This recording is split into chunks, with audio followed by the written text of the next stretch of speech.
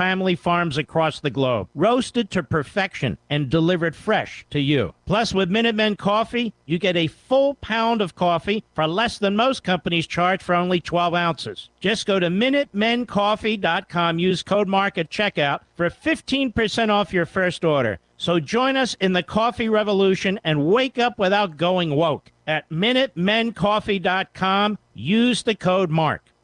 KSVP AM 990 and 93.7 FM. This is Aaron Irving with LPL Financial, member of FINRA and the SIPC, bringing you your closing stock market report for Friday, May the 6th. Stocks closed lower after a choppy day of trading today as investors struggled to find a floor after a dramatic that saw the Dow Jones Industrial Average post both its best and worst days since 2020. The S&P 500 dropped 0.57%, while the NASDAQ Composite closed 1.40% lower, and the Dow shed 0.3%. Today's losses clinched another losing week for all three major indexes, despite starting off the period with 3 straight positive sessions. The moves came after stocks sold off sharply yesterday. The Dow lost more than 1,000 points, while the tech-heavy NASDAQ Composite fell nearly 5%. Both of those indexes notched their worst single-day drops since 2020. The S&P 500 fell 3.56% yesterday for its second worst day of the year. Yesterday's losses erased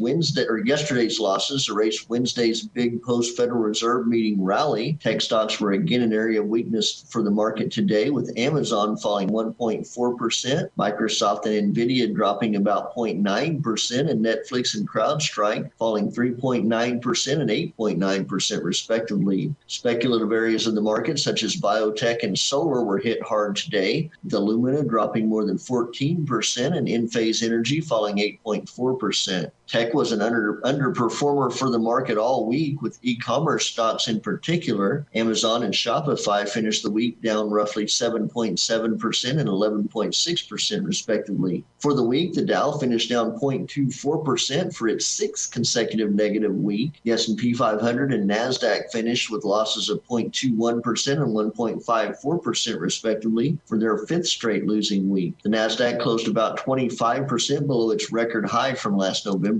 The Dow Jones Industrial Average closed 98 points lower at 32,899. The S&P 500 closed off by 23 points to 4,123, and the NASDAQ Composite closed down 173 points to 12,144. West Texas Intermediate crude was up $2.35 a barrel to $110.61. Stocks of local interest: HF Sinclair closed up 46 cents a share to $42.68. Walmart closed off by $3.18 to $149.56 a share. EOG Resources closed up $8.80 a share to $132.22. And ConocoPhillips closed $4.83 higher at $107.69 a share. This is Aaron Irving with Oakley & Irving Wealth Management, serving business owners and energy industry professionals in the Pecos Valley and beyond. You can find us at oiwealth.com, or at our offices in Artesia and Carlsbad. You can call us at 575-887-7075. All indices are unmanaged and may not be invested into directly. Securities are offered through LPL Financial, member of FINRA, and the SIPC. Lowell's Pharmacy is your locally owned and operated Artesia Community Pharmacy. We have served Artesia for over 50 years. Our pharmacists know there's nothing more important than your family's well-being, and we're always ready to answer your health questions. We honor most prescription plans, including Medicare. At Lowell's Pharmacy, we're always trying to bring something new to our community: immunizations, pro-time testing, cholesterol testing, and more. Come see why a local pharmacy is best for taking care of your family. Lowell's Pharmacy, across from the hospital on North 13th in Artesia. I'm meteorologist Jennifer Naramore with your Pecos Valley weather. Strengthening ridge of high pressure giving us dry and hot weather for a while. Pretty clear out there for tonight, and our lows are ranging from the mid to upper 50s. Wall-to-wall sunshine coming our way for Saturday. The highs are from the upper 90s to just over 100. Increasing winds and critical fire weather conditions here. Sunny on Sunday with highs back up to the upper 90s with strong winds too. That's your latest forecast. I'm meteorologist Jennifer Naramore. KSVP AM 990 and 93.7 FM. Mark Levin, the most popular conservative author in America. Call in to the Mark Levin Show now at 877-381-3811. You know, it's like everything else. If a black person or Asian person or Hispanic person, you fill in the blank, is nominated to a high position, could be a judgeship, could be a big appointment in administration and so forth, but they're conservatives or people of deep faith, that's not a historic appointment, it's a controversial appointment. But if a radical leftist is appointed or nominated, has a Marxist background and cannot define a woman, or refuses to, that's historic. If somebody were to leak on an Obama or a Pelosi or Schumer, wouldn't that be splendid, by the way? If somebody were to do that, that would be dastardly, evil. If a conservative clerk were to leak a first draft of an opinion that say Obamacare, where it looks like the court's going to rule for it, that would be that would warrant the guillotine. That would warrant the guillotine. Right? And so here, they're not going to write books about Obama in a negative way and show how wonderful they were as cabinet secretaries or White House staff and so forth. And yet we get this endlessly with Republican presidents. And it's not just Trump, but especially Trump. We get this endless. It's cheap. It's tawdry. It's a lousy, deceiving way to make a buck. And it's the only way that they can publish a book. Nobody wants to hear from Esper. What does he have to say? Who the hell is this guy? Do something profound? No. So what does he do? He trashes Trump. Damages the institution of the Department of Defense. How would he like it if some generals were writing books about him? Or some lieutenant colonel wrote a book about him and his interactions with Esper and what a crackpot he was or what he thought he was. Would you like that? What happens? You saw what happened. I believe it was a colonel who went online, I believe it was Facebook, and condemned his leadership for what they did in Afghanistan. Well, you can't have that, Mark. That affects the conduct in the military. You can't have the ranks. Lower ranks undermining the higher ranks. Remember? Got all that. That guy was punished. He was drummed out of the military effectively. And yet there he is. The Secretary of Defense, former Secretary of Defense, does the same thing to the former Commander-in-Chief. Actually, doesn't do the same thing. Does much worse. Because that colonel was correct. And he put his entire career on the line. Esper hopes to enhance his career. They're setting the record straight, don't you know? John Bolton pushed the edges of the envelope. Infuriated Judge Royce Lamberth, a federal judge. He knew better than this. I've known that guy for decades. People settling scores. I want to get it straight what happened. And they knew in the environment that was stacked against President Trump with the media, the publishing houses, and so forth, it would be all a one-way propaganda street, all one way. In the past, I've considered Bill Barr a friend. I like Bill Barr. He's a very, very nice, smart guy. Then I get a call. I'm not going to get into the specifics. Would I have him on the program? I said, sure. Is this a tell-all book? Well, there's some stuff in there about it. Then I looked at it. I saw enough, and I said, no. But that's okay. He's been everywhere, telling his story. I've never heard of an Attorney General of the United States doing that before. Ever. to a president of the United States. I can't think of one.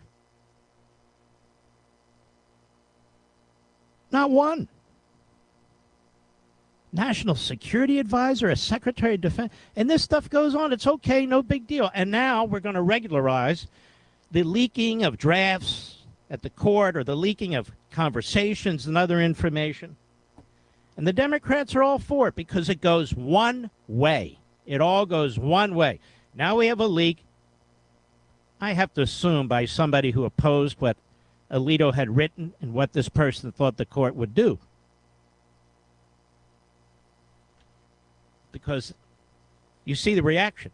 And as I said early on, it all looks contrived. The backbenchers have picked up on that because they're smart to listen. Welcome to Bulldog Baseball on AM 990 and 93.7 FM KSVP and online worldwide at ksvptv.com.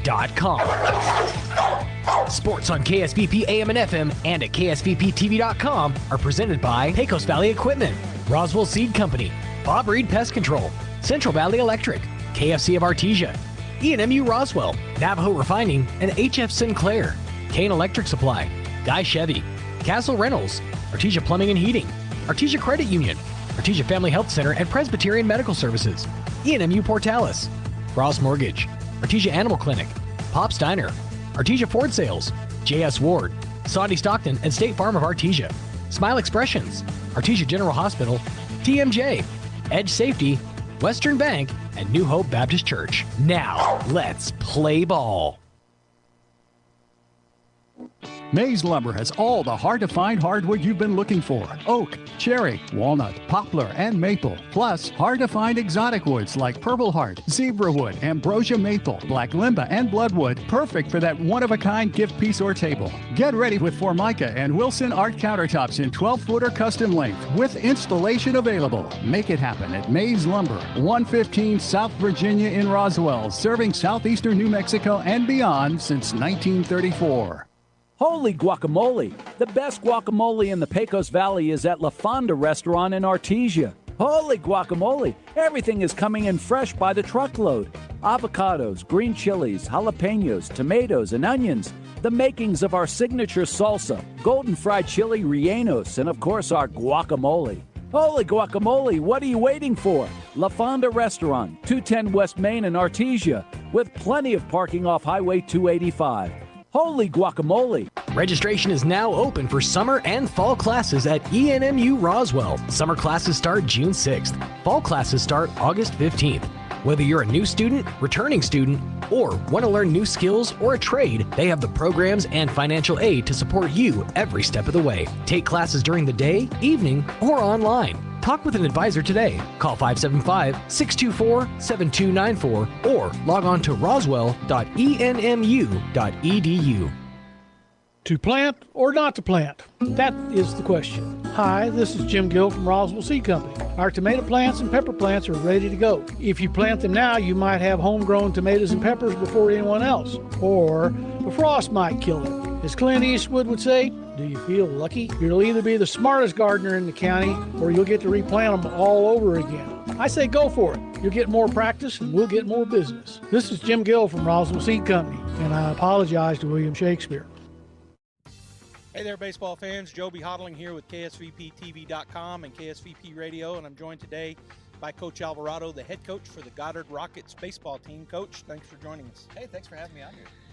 First thing, Coach, we're getting ready to go into playoffs, but before we get to that, I wanted to give you an opportunity to talk a little bit about the season this year with your team, kind of where you guys have been, both in what I call the preseason and then into the second season, which is district play, and then as we head into the playoffs. But talk a little bit about your team and where you've been as this season has progressed.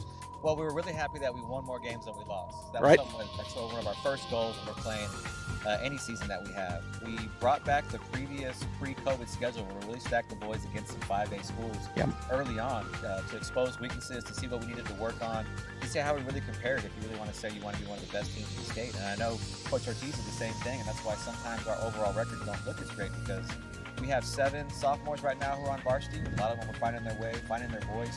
We're trying to find the right combination of players, seeing how they're going to compete against different competition. And these are all the things you're trying to answer. At the same time, you're trying to win games, but at a certain point, we all understand that district is the most important season. So that preseason, we're trying to figure out what are the right pieces, who can go in for relief, who needs to be a starter, who can sub in where on defense, who can run bases. And those are all the answers that you try to find early in the year. And sometimes it does cost you wins because you're trying to figure it out. Sometimes you make the wrong decision. You just don't know who needs to fit in where yet. But we think we got a pretty good idea of where they should be at going into district play. And so that's what the preseason's all about.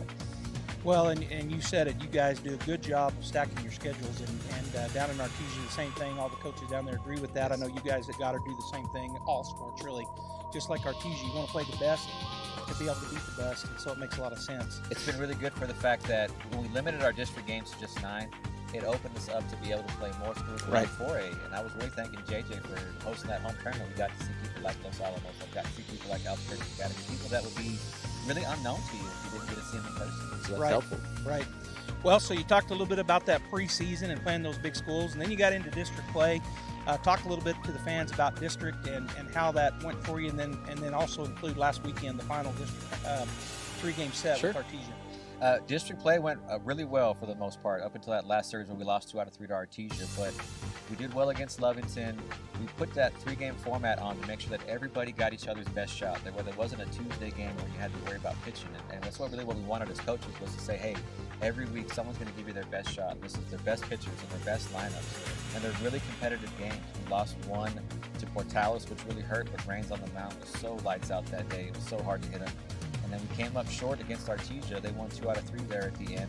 We would have had to sweep them to win the district title, which you knew was going to be tough. But Artesia's experienced, they're well coached, they play hard, they put the ball in play really well. We were really happy to get that 1 game out of there. Even then we had to walk it off in the 7th. Those were really tough games. And I agree with Coach Ortiz, like he said before we played, was that all bets are off.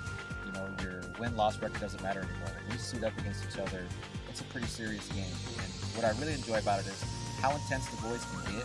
Then after the game, they're fine. You know what? They leave it on the field. Yep. They play with everything they got, but when it's over with, they all shake hands. And that's what I'm really proud of on both sides of it, us and Artesia. Well, it was a fun 3-game set for me as an Artesia fan, but also just for baseball as a baseball fan, because it was what you said: good games, good pitching, some good hitting, good timely hitting, good running.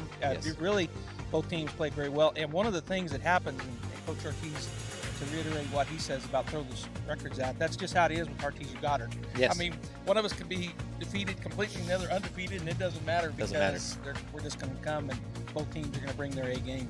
Well, Coach, now we're into the playoffs. District is wrapped up. You guys end up being the district runner-up, as you pointed out. Artesia the district champ, but you're going to get to see each other 1 week later. And the fans that are watching this now, hopefully you're already at the ballpark there in Artesia as we're interviewing early this week, Coach. But you get to see Artesia again. So I guess maybe just talk a little bit about you faced Artesia now 3 games. They faced you guys. You did see each other in the Artesian. You didn't play each other, but you got to see games there in the Artesia Invitational. But talk about going into this first round of the playoffs and what you're doing to prepare your guys to face a team that you play every year. Our only positive coming out of this would be the fact that A, we get to play on turf, so we don't have to worry about cleaning up the field. But B, Artesia is not an unknown to us, and I guess that's what's going to be the most exciting part about this is there's no secrets we can keep from each other. We've seen each other's arms. I know we didn't get a chance to see Molina in our district play, but we got a chance to see him pitch in a couple tournaments, and so there's no real secret. It's like, hey, this is our best shot, and you know what it is. And Artesia's doing the same thing. Like, this is our best shot, and you know what it is. Who can make the least amount of mistakes, I think, is really what's going to be the deciding factor for this. Both teams pitch it really well. Both teams put the ball and play really well. Defense is going to be a big factor for us. And watch out for momentum swings. As soon as one of us can catch momentum, it's hard for us to stop it. It's one of those things that can really carry in any sport. But it's pretty impressive how you can do that in baseball, how you can string hits together. And that's kind of been our downfall for some of the season. It's been that one inning where we couldn't stop somebody's momentum, or that one inning where we left the bases loaded and we couldn't get it off and running. So I really think these are going to be real close competitive games. It's going to come down to who can hit well late and who makes the least amount of mistakes. Well, this is the final hurrah for one team because you're going to have the 3-game set, best 2 of 3, Friday night, which hopefully, again, everybody that's watching this, you're at the ballpark or you're headed there now. They're at Brainard Park in Artesia, home of the Bulldogs. You got the Friday at 5 o'clock and then Saturday 11 a.m. and then the what if game if you guys split. Then you'll play the game right after that. So, Coach, good luck this week. Thank you. Bulldog and Goddard fans, we're looking forward to seeing you at the ballpark. Again, if you're not already there, come on. But if you're somewhere else in the world, and we do have a big worldwide audience, you can tune in right here and stay tuned in, ksvptv.com and KSVP Radio, and watch this exciting matchup between the Artesia Bulldogs and the Goddard Rockets. A superior choice for all your electrification, communication, and supply needs, with a vision to be the premier industrial electrical service provider in New Mexico and West Texas, providing unparalleled quality in supplies and service with highly skilled and conscious personnel. We pledge to our customers to exhibit the utmost in integrity and reputation while providing superior quality in all we do. Dean's Inc., located at 409 Commerce Road, or online at deansinc.com. All right, let's get out the old grocery list here. Let's see, eggs, milk, bread, insurance. I don't want to shop for insurance. Fortunately, you don't have to. George Gandy Insurance is here for you, shopping and comparing rates from different insurance carriers to save you money, time, and hassle. Visit a George Gandy Insurance location near you today. We keep you covered. George Gandy Insurance.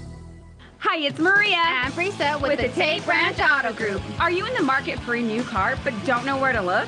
Well, look no further. Here at Tate Branch Auto Group, we have had our used car managers busy buying vehicles to fill our inventory and to meet your needs. That's right. We are bringing in new cars daily and getting them ready to hit our showrooms. But hurry fast because these vehicles will not last long. And if you have no time to make it down to the dealership, that's not a problem. You can view our entire inventory on www.tatebranch.com, where you will have the ability to purchase your car online with front door delivery. That's right. Come and visit us at www.tatebranch.com. And we do it all. Need an oil change? Come on in. No appointments necessary. Brakes making funny noises? We've got you covered. Transmissions in the dumps? That's not a problem. Come see us today at Tate Branch in Artesia, Carlsbad, Hobbs, or Roswell, where the selection of vehicles will not disappoint. Hey there, Bulldog fans. Joby Hodling here with KSVPTV.com and KSVP Radio, and joined by Coach Ortiz. And Coach, you're at the end. The regular season's now under your belts. You guys, District 4 4A champions. Congratulations. Thank you. Yes, sir. So you go into that 3-game set with Goddard last weekend. You guys undefeated. You were 6-0 in district. They were 5-1. But even with their loss, there was still a chance for them to get the district title from you if they were able to beat you twice. That didn't happen. You guys go 2-1. Talk about those games and some of the things, the bright spots, and what you're looking at from those games. Yes, sir. Yeah, we went into that series wanting to win all three, not looking at anything else other than going 3-0. Right. And, we didn't talk to our team about that we only had to win 2 or anything like that. We said, hey, we got to win all 3 and let's do that. And so got a really good performance from our guys and our pitcher, Josh Madrid, on Thursday here in front of our fans, and he pitched really well and got 6 runs, and they had a couple runs late, which made it a little interesting. We got that win, and then went up there on Friday and played really good first game. Nia Estrada pitched for us and really was just lights out, and got some runs to help him switch some things up in our lineup that helped us with runs. Cody Johnson came in and had some really timely hits, 2 hits with 2 RBIs that really helped us take the lead and hold on the lead. And then that third game felt really good. Cody Watson had a really good performance. I think they only had 1 hit going into the 5th or 6th inning, and we just made too many mistakes. And they took advantage of our mistakes. We had 3 errors, and they had 1 run, 1 earned run, and the other run was off an error. And so, when you're playing a good team, and I've said this all year, you can't make those mistakes, and good teams will take advantage of it, and they did. And so, but us being district champs, it's, we back-to-back years now, and hasn't been done in a long time, back-to-back. And so, a lot to hang our hat on with that, with our guys, be happy about. But now we start the 3rd season and looking forward to the playoffs. Well, talking about that 3rd season, and before we got on camera here, we were talking about it. We're going to get to face Goddard again, and so this time the 3-game set, if needed, 3 games, best 2 of 3, will all be here at Brainard Park starting Friday night. at 5, and then Saturday morning at 11 will be game 2. You know the opponent well. Just kind of talk about the mindset, what you're talking to your players about this week, going into a game or a couple of games with such a familiar foe. Yes, sir. Yeah, we definitely know each other well, playing those 3 games, just finishing the 3 games with them, and also getting to see them in our tournament. Mm-hmm. And so, know a lot about them. They know a lot about us. And so, that brings challenges, but, always playing Goddard is something that we look forward to. And so, we like competing against those guys because they always bring out the best in us, and we bring out the best in them. That's the best they've played in district is when they played us, and so we're looking forward to the challenge.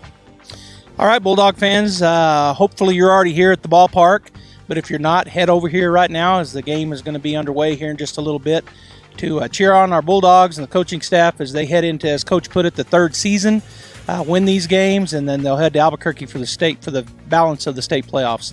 Go Bulldogs!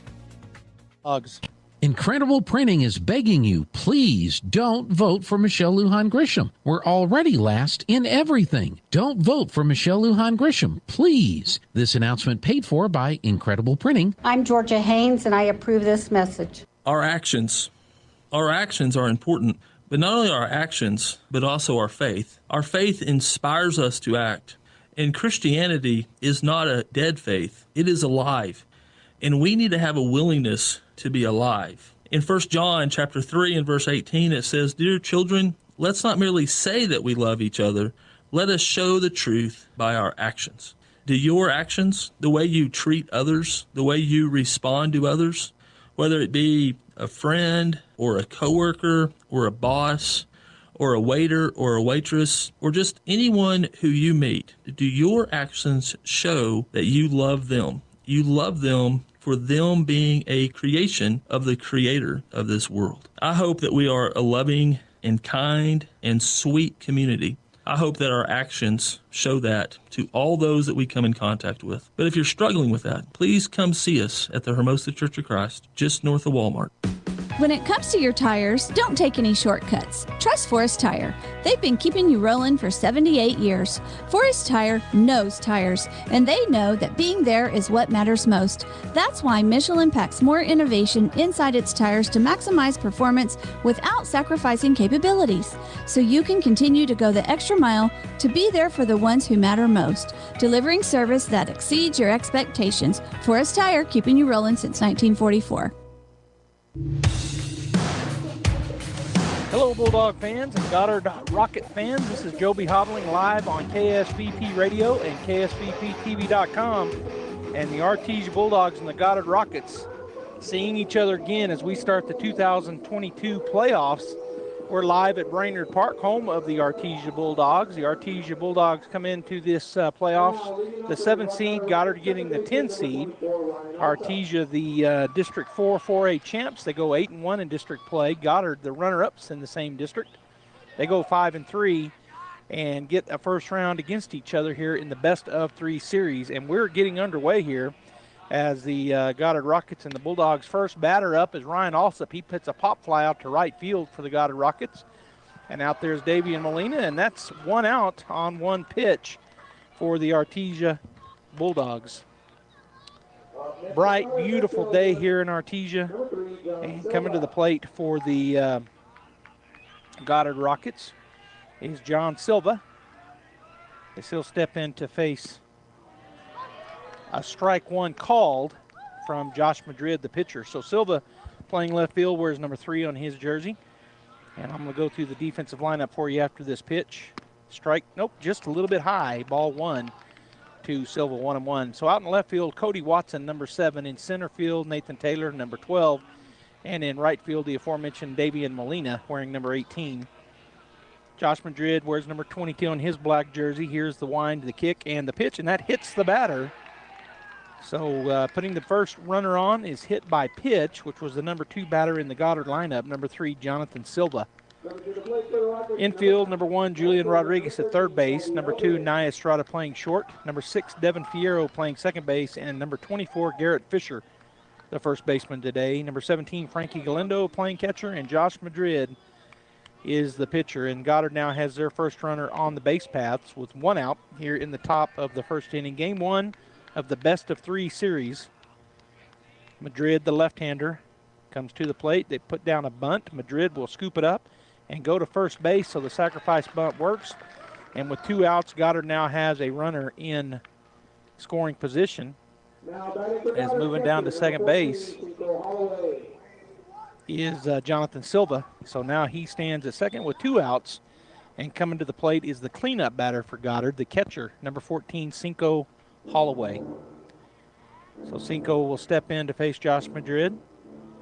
He does have that runner down in scoring position at second base. Fierro standing over close to the base at second, as Silva has a pretty big lead down there.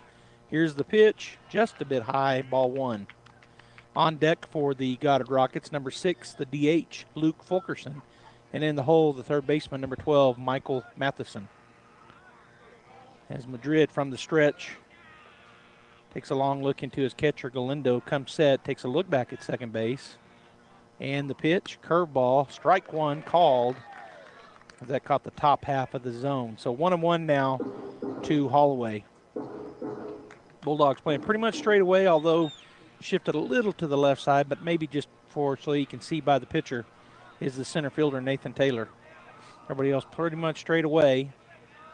The pitch, caught the inside corner, called strike 2. There's that fastball that he runs down and in to right-handed batters. Very difficult pitch for a righty to hit, coming out of the left-handed throwing motion of Josh Madrid, but very consistent strike for him.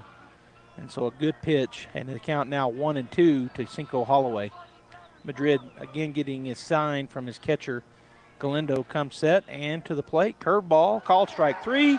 He strikes out the side, so they do get a guy on with a hit by pitch, but unable to do anything with it as he strikes out looking on the called strike 3.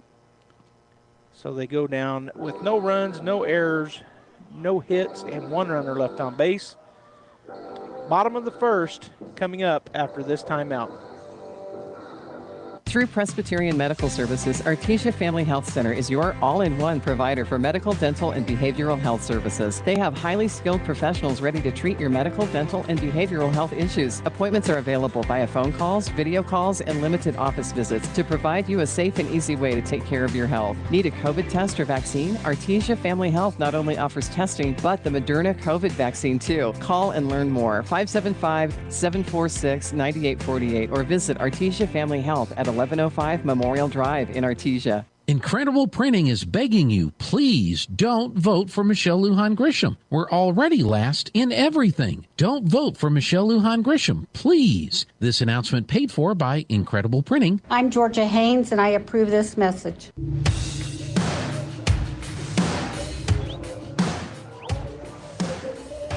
Welcome back here to the ballpark. We're going into the bottom of the first inning. Our score is still the same as it was when we started the top of the first, 0-0. If you're just now joining us here on KSVP Radio or KSVPTV.com, or you may be on Facebook, KSVP Radio Facebook page. You might even be on YouTube. We have that YouTube channel, KSVP Radio. And if you are somewhere with a big screen TV, put it on that. Watch this game if you aren't already. Of course, you can watch it from your phone or any device with a screen on any of those places. Goddard and Artesia played just a week ago on Friday night right here at Brainard Park. The Bulldogs got that win, the first of the 3-game set. They went to Goddard the next day for a doubleheader to finish out that 3-game set and got game 1 and then fell in game 2. So the Bulldogs finished district play 8-1. Goddard had lost 1 to Portales and then fell twice to the Bulldogs, and they finished 5-3. And then the seeds drew, and they drew such that the Bulldogs got the 7th seed in the state playoffs, so meant they got the home 3-game series. Goddard got the 10th seed, so it matched us up again the very next weekend, but that's how it worked out, so that's how it is. The winner of this best-of-2 series will advance to the next round of the playoffs next week on Wednesday. On Thursday. So Thursday, Friday, Saturday, if you make it all the way to the state championship game, which both of these clubs are vying for that opportunity. But they got to win 2 of 3 here this weekend. And so tomorrow morning, the second game of our 3-game set will be at 11. And then if a game is needed, if one of these two teams doesn't win the first 2 and they split, then the third game of the series will be immediately following around 1 o'clock. 1 o'clock for the final game of the series. All right, so here we go. We're getting ready to start the bottom of the first inning, 0-0, and at the plate, number 6, Devin Fierro, as he is facing Dustin Hardwick on the mound, and the righty. First ball is a little bit high for ball 1. Defense has Michael Matheson, Ross Stokes, Ryan Alsop, and Lucas Wright from third to first. As Hardwick gets ready, his high leg kick, low and away for ball 2. The outfield from left to right, Jonathan Silva, Fields Boston, and Logan Sons over in right field. Cinco Holloway, the catcher, and again the pitcher for the Goddard Rockets here in game 1 is number 17, Dustin Hardwick. 2-0 the count. Fierro with a good hitter's count. Puts the bunt out like he's going to bunt it. Pulls it back on ball 3. So 3-0 now to Devin Fierro. Devin has had a tremendous season as a leadoff batter for the Bulldogs. He is almost always getting on one form or fashion. That pitch right down the middle, called strike 1 from Hardwick. So 3-1 now the count.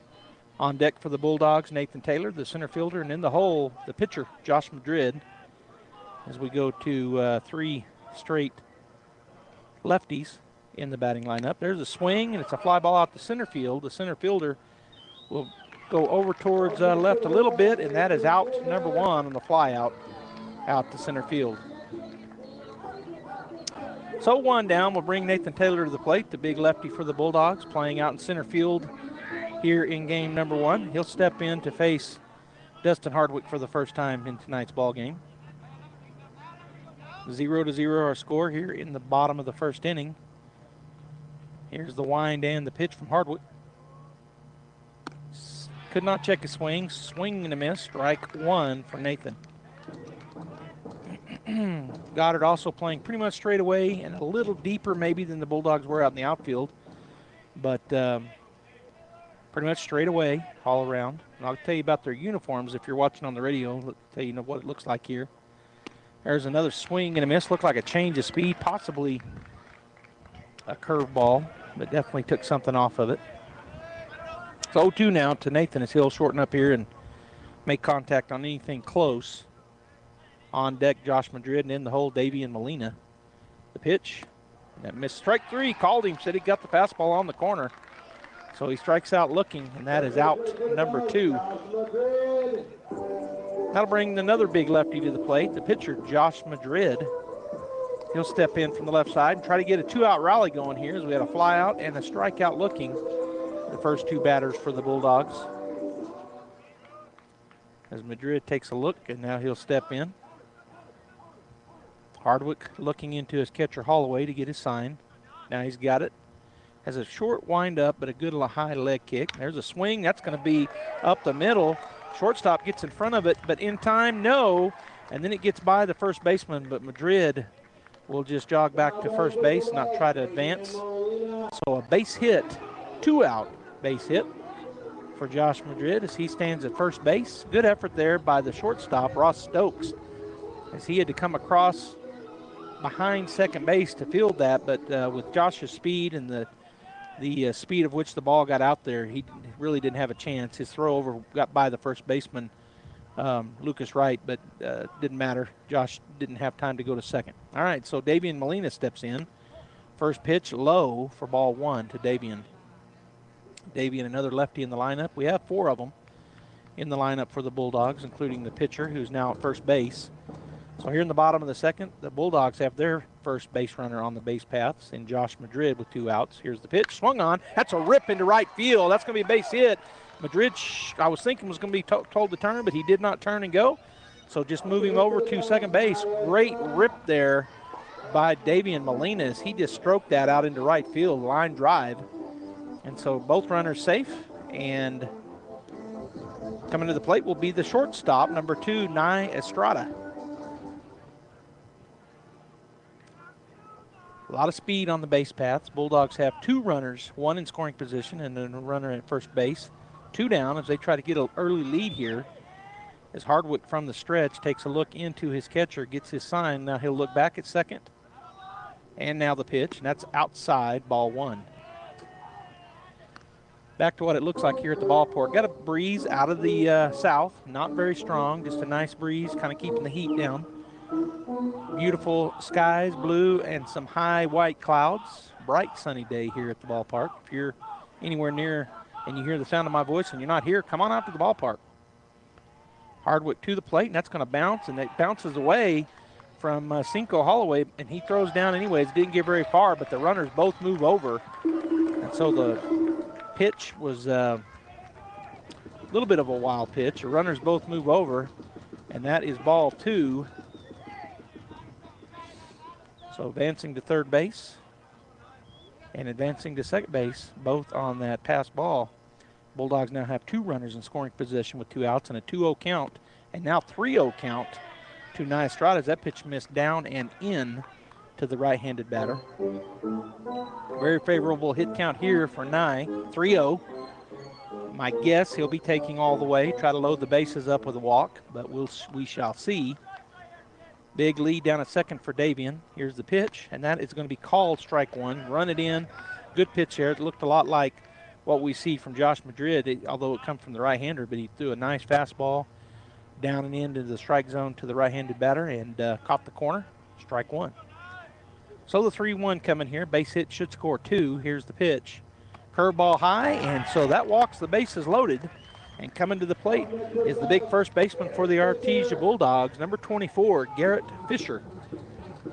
Just thinking back to the very first play for the Bulldogs in this year, we were over in Hobbs in a round robin, and I remember Garrett just pounding one out of that ballpark. It's a lot of power for the big first baseman as he steps on the right side to face Hardwick for the first time tonight.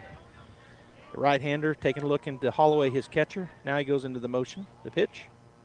Swung on, pop fly back and out of play for foul ball strike 1 to Garrett. On deck is the number 7 hitter in the lineup, DHing number 11, Cody Johnson. And in the hole in the 8th spot is the third baseman, number 1, Julian Rodriguez. Goddard wearing white pants, some of them long, some of them have stirrup socks with blue and both baby blue and navy, and they've got on the same thing on their tops. There's another pitch that fouls off to the right side for foul ball strike 2 out of play. We've got the multicolor blue and navy blue and baby blue across the midsection and then up and kind of stripes on their jerseys. Blue backed and white front caps. The Bulldogs in the white pants. Here's the pitch. Called strike 3. He strikes out looking with the bases loaded. Boy, the Bulldogs don't want to give up those opportunities very often, but that what happened that time. So the strikeout by Hardwick clears the base pass as we go into the second inning. The top of the second, the Bulldogs get 2 hits in the bottom of the first, but no runs, no errors, and 3 runners left on base. We'll be back after this timeout. Top of the second coming up. You know what happens in the spring. It's cleanup time, and AC&B, HF Sinclair, Navajo Refining, and the Boy Scouts are at it again to help clean up our community. The Scouts will come to your house and haul off items that you need to dispose of and have no way of hauling. The dates for pickup are April 23rd, May 28th, June 4, and June 11. Just call 575-513-0143 and let me know when, where, and what. Take advantage of this free service and let's make Artesia clean and beautiful. Innovation, service, integrity, and knowledge. J.S. Ward and Son Insurance Agency. Auto and home, life and health, personal and commercial. Bonds too, since 1925. We have the coverage for you. Innovation, service, integrity, and knowledge. J.S. Ward and Son Insurance Agency.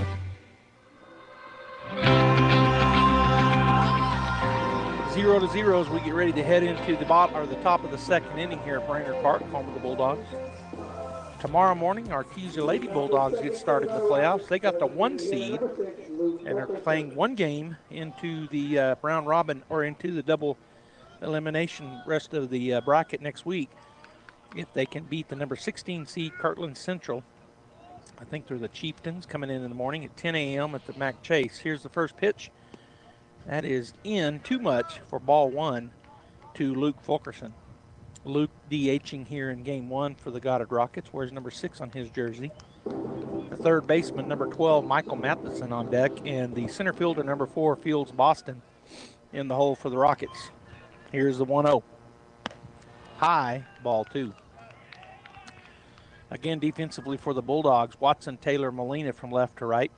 Rodriguez, Estrada, Fierro, and Fisher from third to first. Here's the 2-0.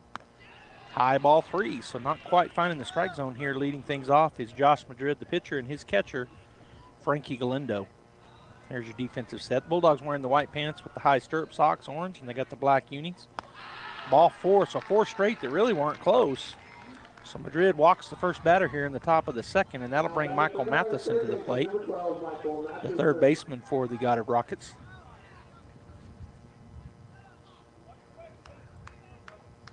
Madrid will go from the stretch. Galindo looking to the dugout to get the pitch, and here is the pitch called strike 1, just right down the middle. Fastball for strike 1. On deck is Fields Boston, and in the hole, the first baseman, number 7, Lucas Wright, for the Goddard Rockets. Again, Madrid set. Now the throw over, not in time. Diving back in safely was Luke Fulkerson. Josh took a look at first. Now he says yes to the sign. Comes set.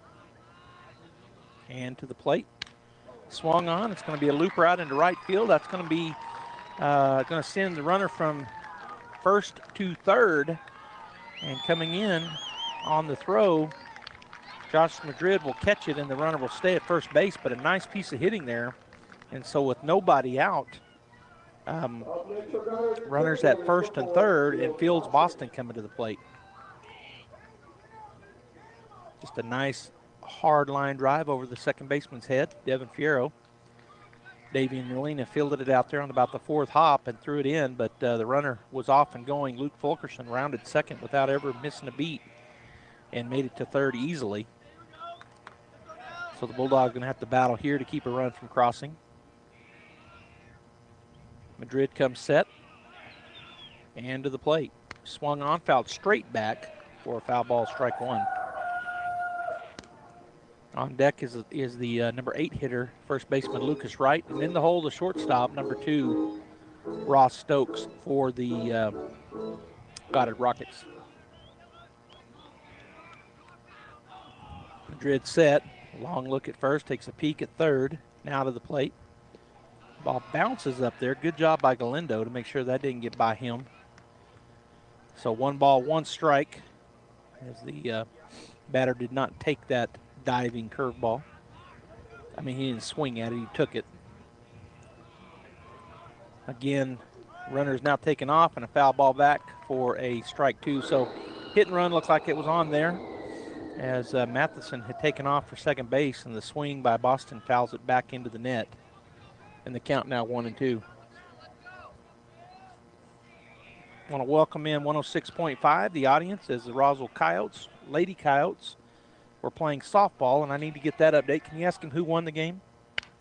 Ground ball up the middle. That's going to be a base hit, and that's going to be an RBI for Fields Boston.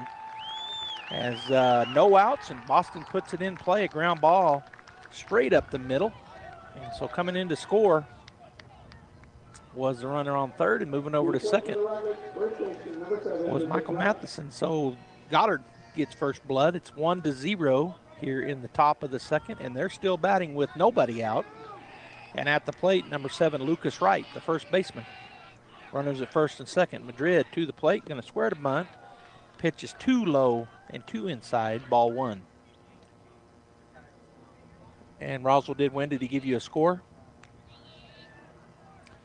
So congratulations to the Roswell Lady Coyotes, as they were the lower seed. Started the game at Rio Rancho at 3 o'clock, and they get the win. Attempted bunt, not able to get it down. Strike 1 for Lucas Wright. So the count now 1-1 on him. So welcome to those listening we're listening in at 106.5 in Roswell to the Roswell game. And now you've got Goddard and Artesia here from Brainard Park, the first game of the set of 3. Thanks for joining in. Here's the pitch. Again, they're going to try to bunt it. He does get it down and should have went to first. Nobody was at first base.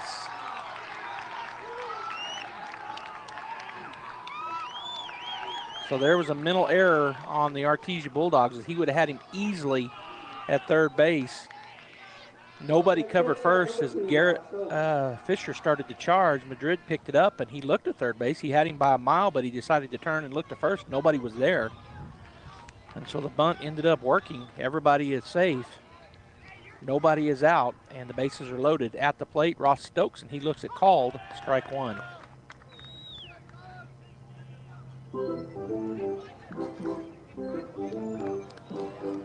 So 0-1 the count.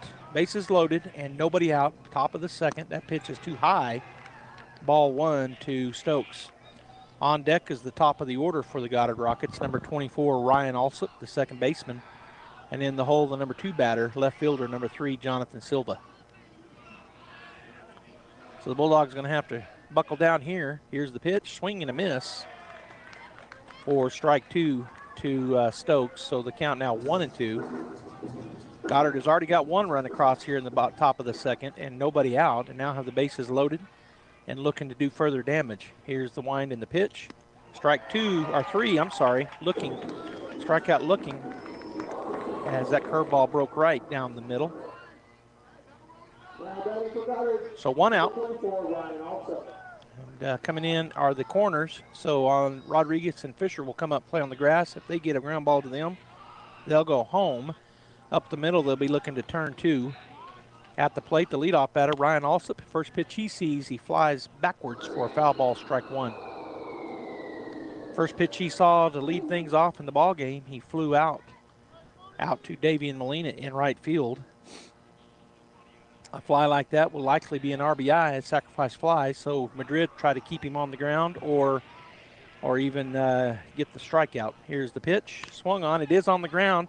Madrid turns, he throws it home, and going to first base in time. Oh, he's safe, and it was bang, bang. Fisher dropped the ball.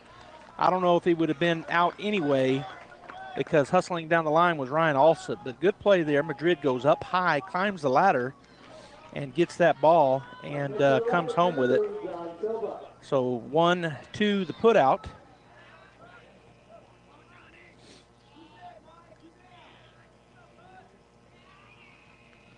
So the bases remain loaded, and at the plate is the number 2 hitter, John Silva. That's going to be a chopper to the pitcher, and he doesn't go anywhere with it. Oh, did they call a foul ball? So it was a foul ball. I was wondering what happened. The umpire, I guess I missed it. He called a foul ball, and so everybody I thought was going to be safe, but instead they'll just come back and redo it. So Silva will come back to the plate with a foul ball, strike 1 on that chopper to the left side, that like a power bunt. All right, so 2 down, 1-0 Goddard. Bulldogs trying to work out of the jam. There was nobody down in the bases loaded, and it was 1-0, but now 2 down. Here's the pitch. High and away. Good job by the catcher, Galindos. He had to come out of his stance and go to the right hard to make sure that didn't get by him, and he did just that. So ball 1. 1-1 now the count to Silva. On deck is Logan Sons, and in the hole, Cinco Holloway. Pitch. High. Ball 2. So 2-1 now the count. Bases loaded. 2 outs, and 1-0 Goddard leading. Madrid set. Now to the plate. Swung on. Deep fly ball out to center field. Taylor will drift back over to the right side, and he will make the play. And the Bulldogs do get out of a jam on that fly out to center field, as it could have been a lot worse, as there was nobody out and the bases loaded. But the Bulldogs are able to keep it at that. And so the Goddard Rockets get 3 hits, 1 run. There was no errors, and there were 3 runners left on base. Bottom of the second coming up. It's important to know local folks you can trust, people who'll be there for you when you need it most. Cisco Equipment in Artesia, serving southeast New Mexico since 1978 and new locations throughout Texas, is the leader in equipment rentals, sales, and service. Whether it's an excavator, backhoe, or wheel loader for the pipeline, or a reach fork or man lift for the construction site, Cisco Equipment has the dirt and aerial equipment to get the job done. Call the team at Cisco Equipment today, 748-1314, serving all of southeast New Mexico and throughout Texas. If you're missing a tooth or several teeth, a dental implant may be the ultimate solution. Implants look and feel so much like real teeth that you probably forget you have an implant. Maupin and Brown Dentistry is one of New Mexico's most experienced implant providers, with literally thousands of implant patients who are absolutely delighted with the results. Call Maupin and Brown today for an evaluation. You'll be surprised how affordable implants can be. Maupin and Brown, your choice for experienced, state-of-the-art dentistry. All right, we're going into the bottom of the second inning. Goddard now leading the Bulldogs after the top of the second, 1-0. The pitcher Hardwick throws his final warm-up pitch into Holloway. He fires it down to the shortstop. They'll throw it around the horn, and we're ready to go as the DH batting in the 7-hole, number 11, Cody Johnson, will step to the plate to face Hardwick for the first time here in the ballgame. On deck is the third baseman for the Bulldogs, number 1, Julian Rodriguez, and in the hole, the left fielder, number 7, Cody Watson. As we go 7, 8, 9 in the batting order to start things off in the bottom of the second. First pitch swung on. It's going to be a foul ball on the right side. Ground ball that Coach Lopez, the first base coach, will go gather up. And get it back to the pitcher. So 0-1 the count. As Cody steps back in, right-hander facing the right-handed Dustin Hardwick. Here's the pitch, swing, and he got him on a fastball. Good cut, but a better pitch. And the swing and the miss is strike 2. So 0-2 the count here to Cody. He steps back in. Goddard playing pretty much straight away and not very deep out in the outfield. Here's the pitch, swing, and a foul tip into the glove. He caught it, and that is strike ball. A strikeout, foul tip caught, and that is out, number 1 here in the bottom of the second inning.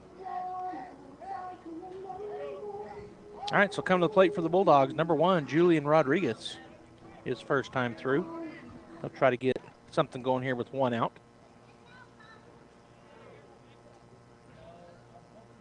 Hardwick with his motion and the pitch. Try to bunt it, and he bunts it foul down the right side for strike 1. On deck is the left fielder, number 7, Cody Watson. And then we're back to the top of the order as the second baseman, number 6, Devin Fierro, is in the hole for the Bulldogs. They're trying to get that 1 run back plus some, of course, but Goddard gets that run in the top of the second and lead 1-0. That pitch bounces up there for ball 1 to Rodriguez, 1-1. Roswell defeats Rio Rancho, and I'm not sure of their seeding, but I know that Roswell's a lower seed because they had to travel. And so the lower seed wins and advances to the double elimination tournament next week as that pitch bounces up there for ball 2. 2-1 now the count to Julian. So congratulations to the Roswell Lady Coyotes as they advance on in the state playoffs. We'll be playing next Thursday, I think, in Rio Rancho. The championship game for the girls softball is at Lobo Field, home of the Lady Lobos, but the games leading up to it, I believe, are all at Rio Rancho. Strike 2 called there on a fastball up in the upper end of the strike zone. So 2-2 now to Rodriguez with 1 out here in the bottom of the second, and the Bulldogs down 1-0. Hardwick with the wind in the pitch. Swung on, it's a chopper up the middle, second baseman. Alsop will field it. Fire to first, not in time. He is safe. Infield hit. That was a high chopper. Not really hard hit. Plus it took some big bounces, and just hustling down there and getting the 1 out single was Julian Rodriguez. That'll bring the lefty, Cody Watson, to the plate. Cody playing out in left field for the Bulldogs, and he wears number 7 in orange on his black jersey. And he'll step in to face Hardwick from the stretch here for the first time in the ball game, as Rodriguez has a good lead over first. Hardwick peers over now to the plate. Oh, and he bunts it, tries to bunt it. He bunts it back and foul, back up onto the net for a foul ball, strike 1, does Cody. On deck, the top of the order, second baseman number 6, Devin Fierro, and in the hole, the center fielder number 12, Nathan Taylor, for the Bulldogs. As Rodriguez gets the lead over at first base, Wright holding him on over there. Hardwick comes set now to the plate. Swung on. It's going to be a hard ground ball to the second baseman. Also will pick it up, go to the shortstop, and the throw is errant. It gets out into over towards the wall at third base, so the errant throw will put runners at first and third, reaching on the error. That was an E4 on the throw.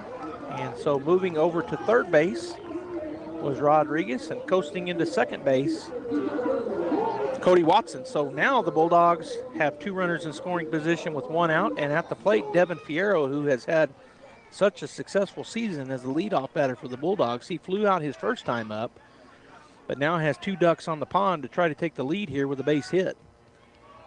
And coming home, going to try to steal home. Well, he's going to bunt it up in the air, and that will get foul. So the Bulldogs trying to bunt him home. Rodriguez was almost there when the bunt was put down, up, as it was bunt, pop fly backwards for just a strike. But Rodriguez was almost there. He was stealing home, but they were also trying to put down the bunt.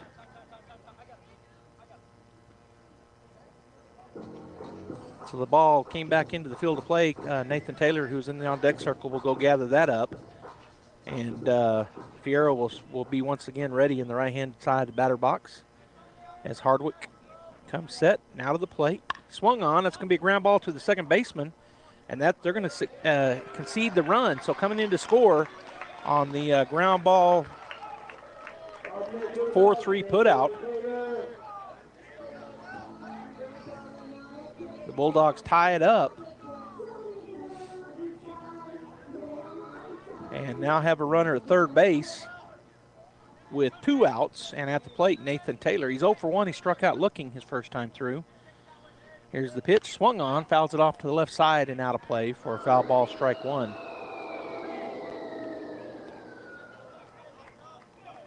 So Taylor looking to put it anywhere for a base hit, and that'll be an RBI for him and take the lead. The Bulldogs have tied it up now, 1-1 here in the bottom of the second. 2 outs and a runner at third base is Cody Watson.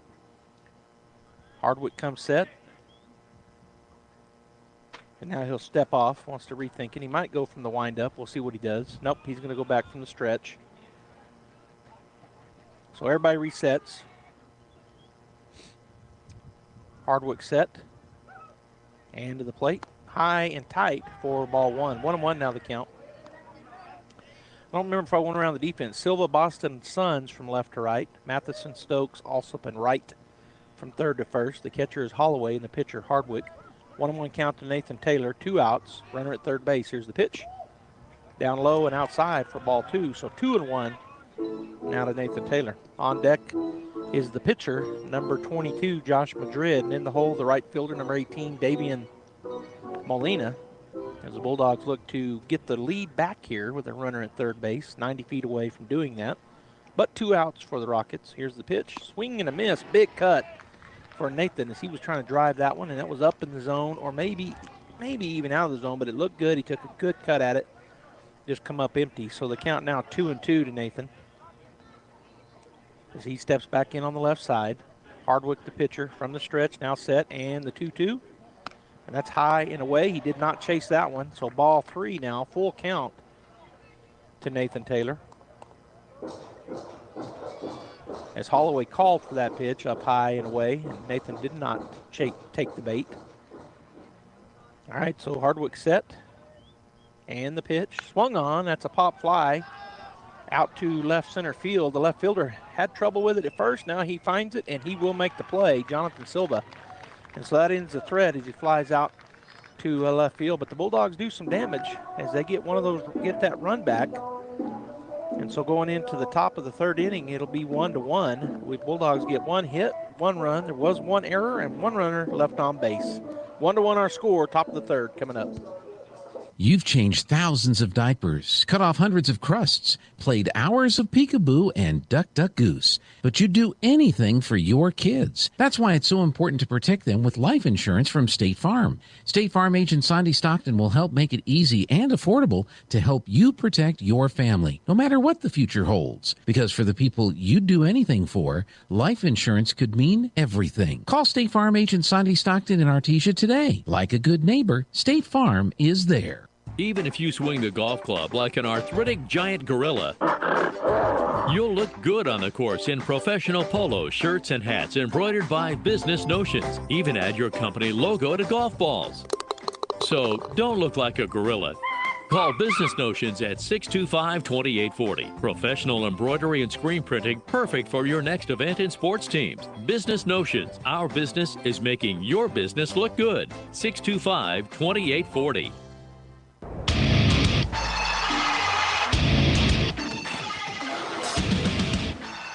Welcome back here to the ballpark as Logan Sons will lead off for the Goddard Rockets.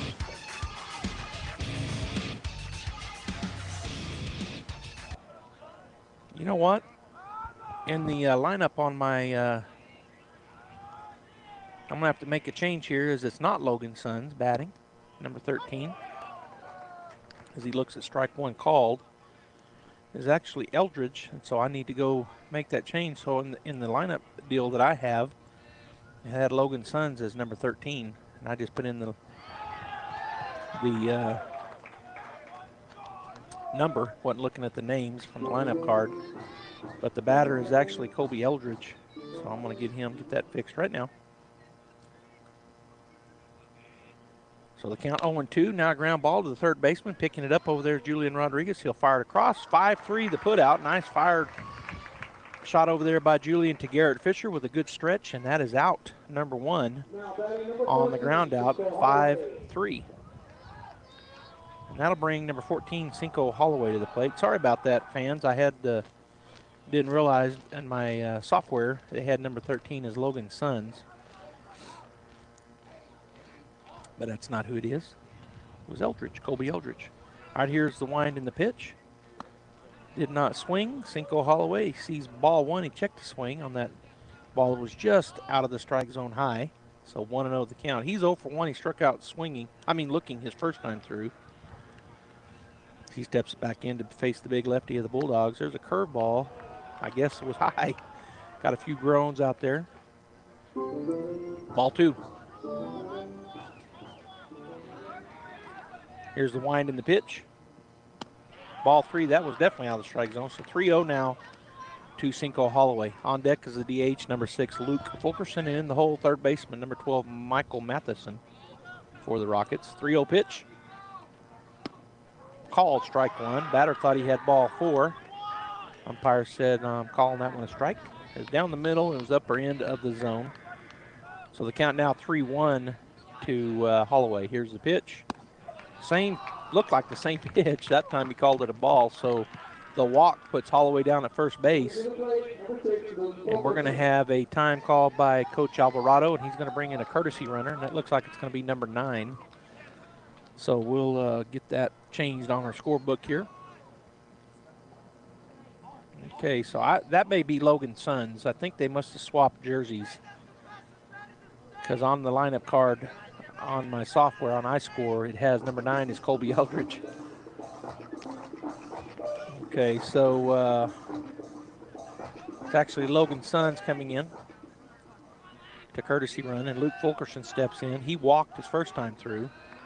Here's the pitch, swing and a miss, strike one to Fulkerson.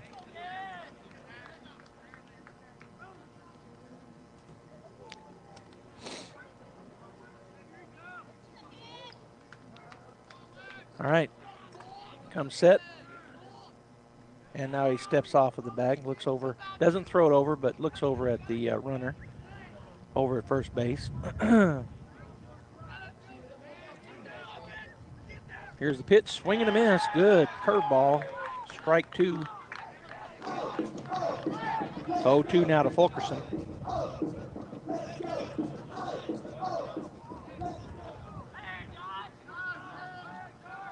And you ready for the pitch? Curveball, the chopper down the third base line. It is foul. At the last minute, got over the got just to the left of third base.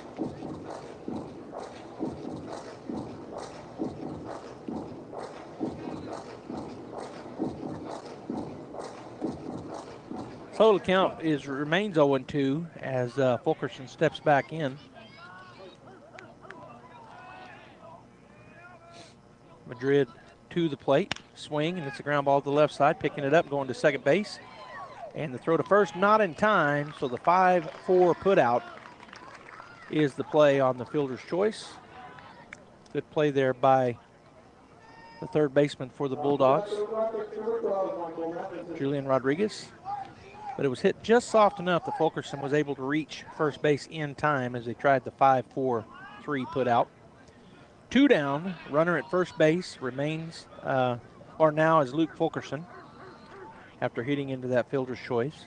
At the plate, Michael Matheson, swing and a miss for strike one. He singled his first time through, so he's 1 for 1 here in this ball game, but misses on that pitch, so his count 0-1.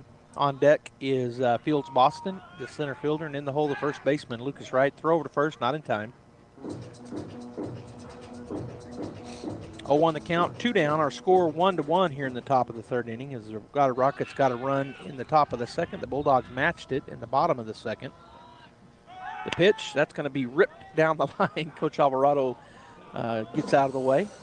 Foul ball, strike 2 to Matheson. On deck is the center fielder, Fields Boston, and in the hole, I think I already said this, first baseman Lucas Wright. Goddard tries to get a 2-out rally going here.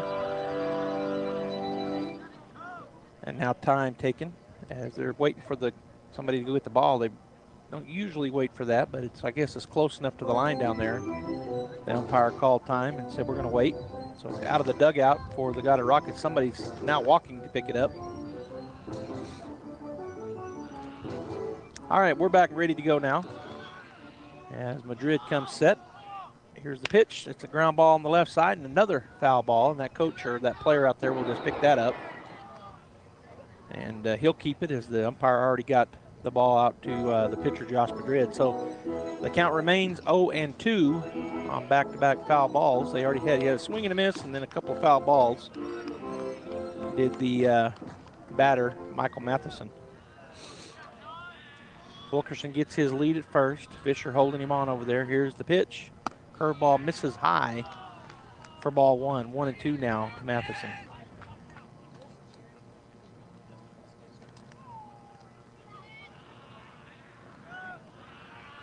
Madrid again ready to go. The runner off and running. That's going to be ball 2, and the catcher indifference here is he doesn't throw down, just throws it back to the pitcher. They're going to focus in, so the runner, Fulkerson, steals second base. On defensive endurance difference.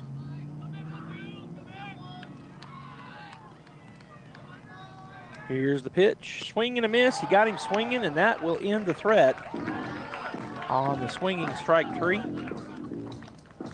So to end the top of the third inning, the Goddard Rockets get no hits, no runs, no errors, and 1 runner left on base. Bottom of the third coming up. 1-1 is our score here in game 1 of the best of 3 series. I have a snake for your drain. You might want to step back. Oh, no, baby. All AC units moke a little. Is normal. Oh, no, baby. Aha! Now your sprinkler system's strong like bull.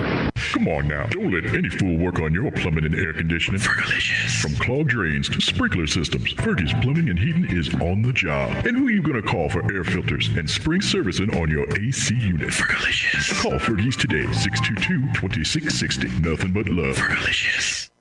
Buying a sewing machine from a big box store or online might seem like a bargain, but in this case, you really do get what you pay for. Just the machine. No lessons, no help with figuring out why it isn't working the way you expect, and no one close to fix it. Buying locally from an authorized retailer may cost a little more, but in the end, it will save you time, money, and aggravation. Come see me, Chris Ann, at So Easy Sewing, 200 East College Boulevard in Roswell, and let me show you why it pays to shop local. So Easy Sewing. You've never had it so easy.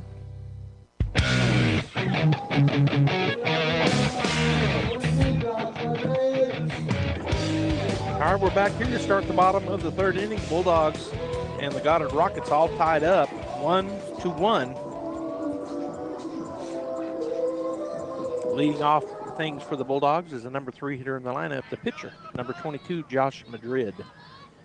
As he steps in on the left side, he is 1 for 1. He singled his first time through. Now looks to lead off here with a hit. Here's the pitch swung on. That's a pop fly, shallow center field. The shortstop, Stokes, will back into the spot and make the play. So on the first pitch he sees, pops up to the center, or to the shortstop, and that is out number 1 here in the bottom of the third inning. That brings number 18, Davian Molina, to the plate. He also 1 for 1 in the ball game. He ripped one into right field his first time through. In the first, here's the pitch, outside and high for ball 1. On deck is Nia Estrada, and in the hole, Garrett Fisher for Artesia. Hardwick pitching and Holloway catching, and I'll give you the rest of the defensive makeup after this pitch. Swing and a miss, got him on a change of speed. Michael Matheson at third, Ross Stokes at short, Ryan Alsop at second, and Lucas Wright over on first base. John Silva in left, Fields Boston in center, and Colby Eldridge in right. Strike 2 on a good pitch.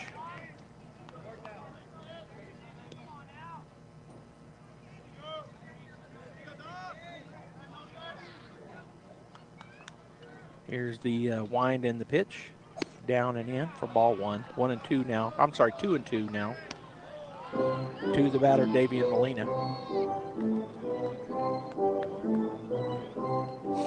Davian steps back in. Hardwick gets ready to go back through his motion, which he started into the windup, and the pitch. Curveball fouled back into the net for a foul ball strike, and the count remains 2-2. As Estrada will come out and pick that ball up from the on-deck circle. So Nye on deck, and the first baseman, Garrett Fisher, in the hole as the Bulldogs bat here in the bottom of the third inning. Here's a pitch, down and away for ball 3. So a full count now to Davian.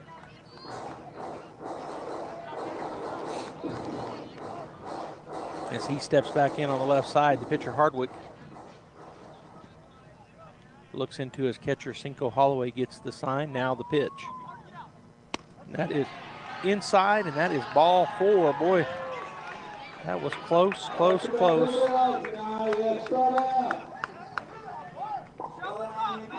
But called the ball, so the Bulldogs draw the 1-out walk. Good crowd here at the ballpark. Great contingent from Goddard and a big crowd for the Bulldogs, and it has continued to grow in numbers as the minutes wear on. With the 5 o'clock start, a lot of folks getting off work at 5, so have to get here a little after the ball game starts. But good crowd here, and that pitch was close. It goes the Bulldogs' way. Ball 4 as Molina down at first, and Nia Estrada looks at a ball up and in for ball 1.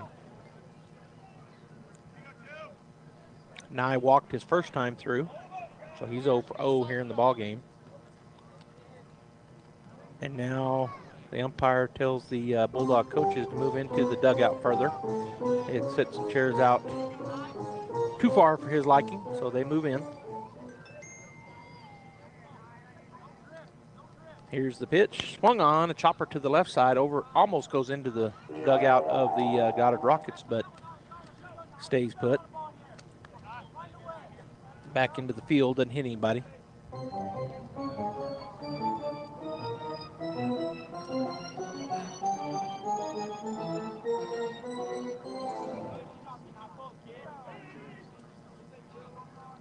All right, here's the pitch, and there's a nice deep drive out the left field. The left fielder is going back. It's going to get over his arm and go bounce over for Nye Estrada, so the runner will have to hold up. That's the only problem about bounce overs, is if the runner's on first, he has to hold up at third. But man, what a stroke there by Nye Estrada as he drives it for the ground rule double over the left field fence. And that'll bring Garrett Fisher to the plate. 1 out and runners at second and third. So the Bulldogs once again threatening with only one out. On deck is Cody Johnson, the DH, and in the hole, Julian Rodriguez, the third baseman. So Garrett will step in here with an opportunity for 2 RBIs. He is 0 for 1. He struck out looking his first time through. Here's the pitch. Swing and a miss for strike 1. Looked like Garrett was a little off balance on that swing. Like he was almost falling away from it, so he'll try to step into one. Here's the pitch. Swing and a foul tip right into the mask of Cinco Holloway. Looks like he's going to be okay. So the foul ball is strike 2 on Garrett.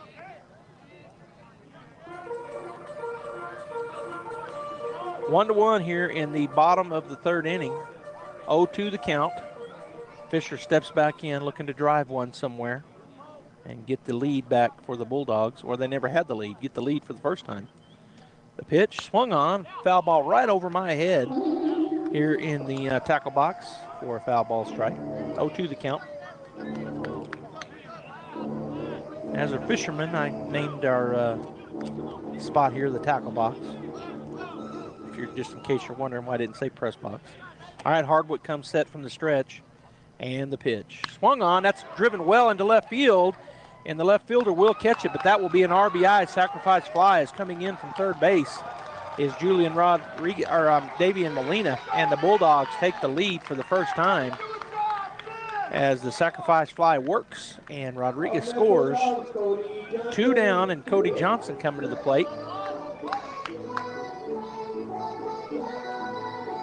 So staying over at second base was Estrada, and coming in to score on the fly ball out to left field was Davian Molina. So now Cody Johnson will step in with 2 outs, and the Bulldogs now lead 2-1 as he's got an opportunity for a RBI. Here's the pitch. Low for ball 1, just missed down and away to the batter, Cody Johnson, the righty. Cody is 0 for 1. Foul tipped into the glove for a strikeout swinging. His first time through. Estrada gets a pretty good lead. Stokes kind of cheating in behind him, and they may try to get him down there. Now they move away from it. Now the second baseman gives chase, but the pitch is way outside. Not way outside, just away for ball 2. Just missing outside was the pitch from Hardwick.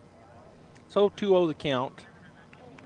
As Estrada again getting a big lead down there. Stokes starts to slip in behind him. When he went back, Alsop started sleeping in behind him. Let's see if they do it again. Here's the pitch. Swung on. That's going to be a base rip into left field. He hit it hard, so may have to hold the runner up. Nope, they're going to send him, and the left fielder did bobble it a little bit, so there's another run, an RBI single for the DH of the Bulldogs, number 11, Cody Johnson. Great piece of hitting there as he stroked that between the third baseman and first baseman. And coming home to score was Nia Estrada, who never slowed down. And so the Bulldogs now lead 3-1, and the coach for Goddard is going to come out and talk to his pitcher.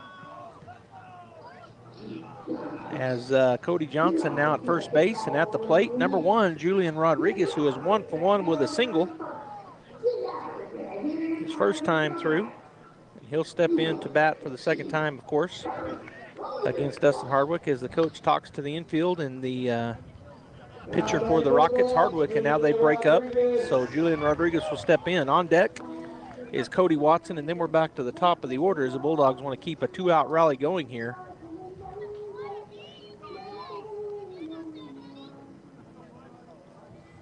As Devin Fierro is in the hole. All right, Rodriguez steps in, 1 for 1 so far. Johnson gets a good lead over at first. Now the plate, low and away. Good job by Holloway to make sure he caught that on the low and outside ball. Did not let it get by him, or a runner would have been down at second base. So good job by the Goddard catcher, Cinco Holloway.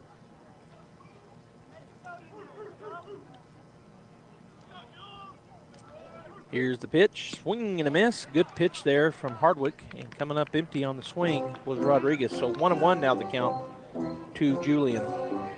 3-1 if you're just joining us. We're in the bottom of the third inning with 2 outs. The Bulldogs leading the Rockets. The pitch way outside. Another good job there by Holloway as he had to really go to his right hard, and he catches it.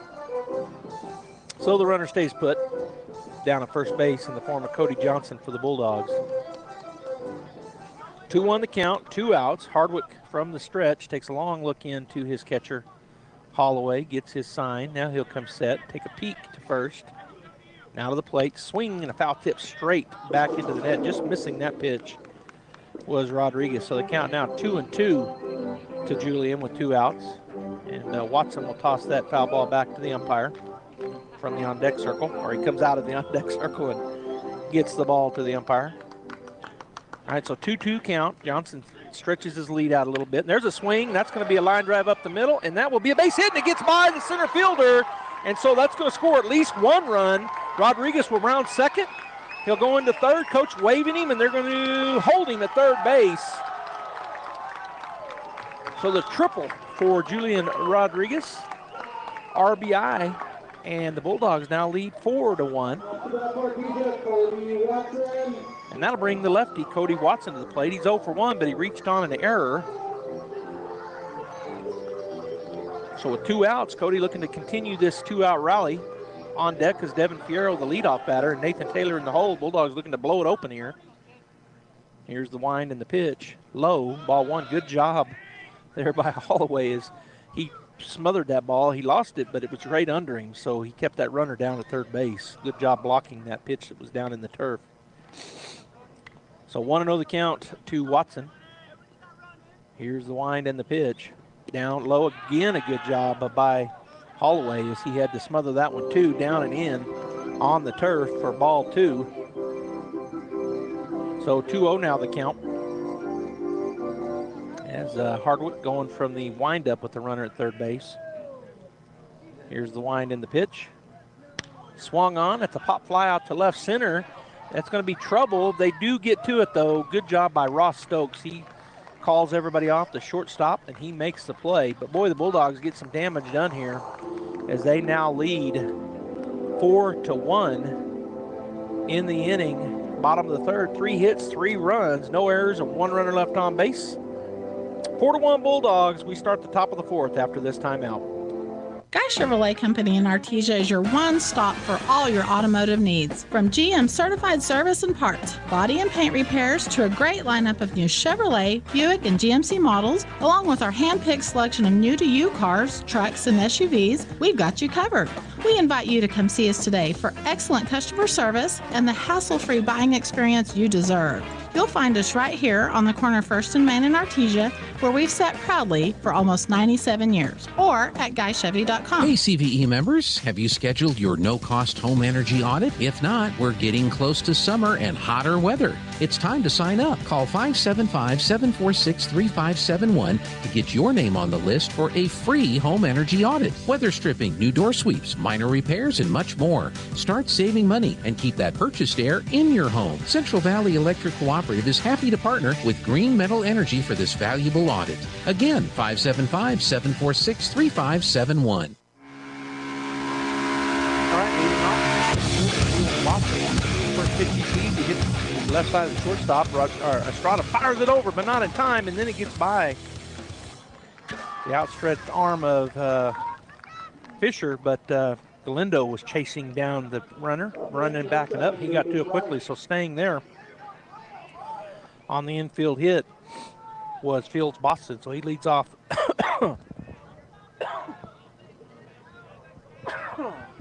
Pardon me.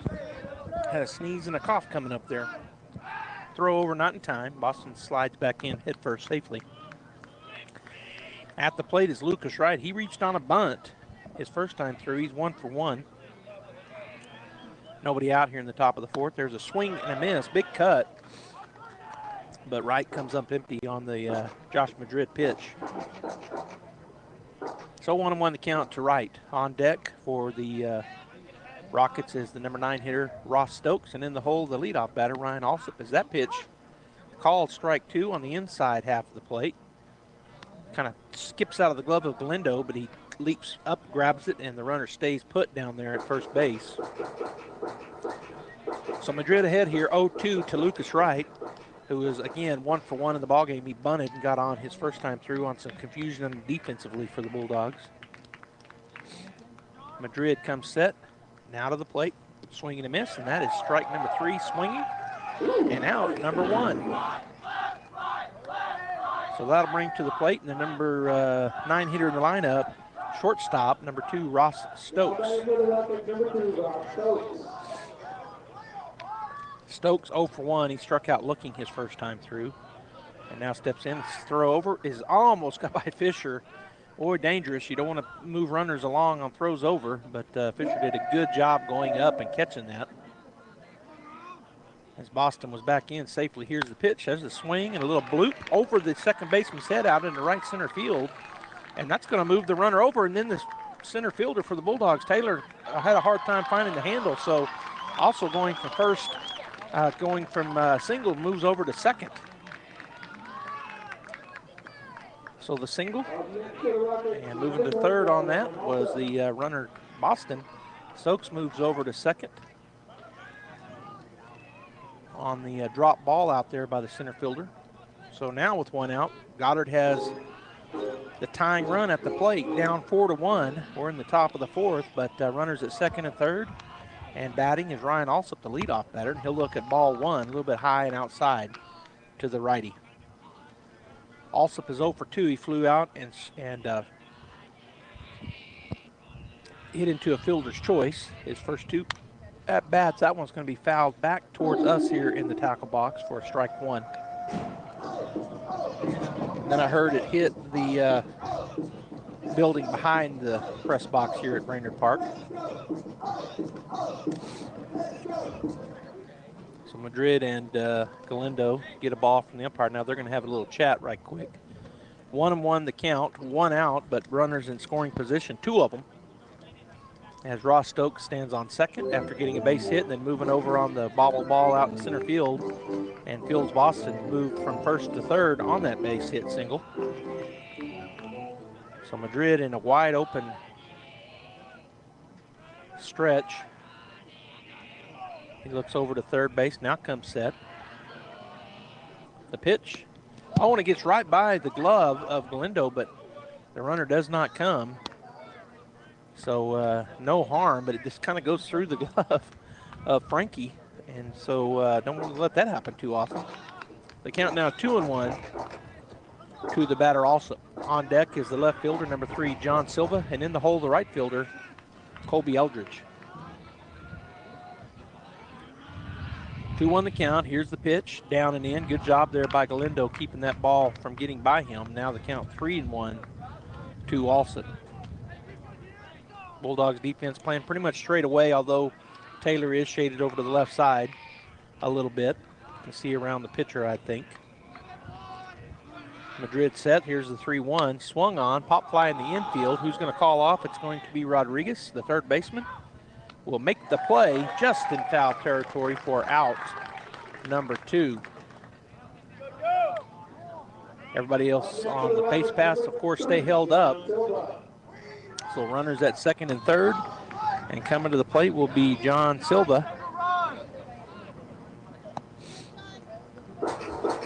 As the coach from first base side goes and gathers up the bat, it was over on the first base side up against the fence, the backstop. Galindo has a chat with Madrid. And now everybody will get set and ready to go as John Silva will step in, the left fielder. He's 0 for 1. He was hit by a pitch to lead things off his first time through, and then he flew out his second time. Runners at second and third. Madrid comes set, takes a long look back at second, and now to the plate. Strike 1 called on the fastball. 0-1 the count now to Silva. On deck is Colby Eldridge, and in the hole, Cinco Holloway, as we're right in the meat of the Goddard lineup. 2, 3, 4 batters. The number 2 batter in the lineup. Silva now with an 0-1 count and 2 outs, and runners at second and third. Bulldogs lead the Rockets 4-1 here in the top of the 4th inning. We're in game 1 of the best of 3. Swing and a miss. Nice curveball as he really took a lot of speed off from that. Compared to that first pitch, there was a fastball called strike 1. That one was a curveball, swing and a miss, and that is strike 2 on Silva. Watson, Taylor, Molina from left to right. And then we got they called a balk Coach Ortiz is going to walk out and ask about that. I didn't see the balk, and Coach Ortiz saying, what did you see?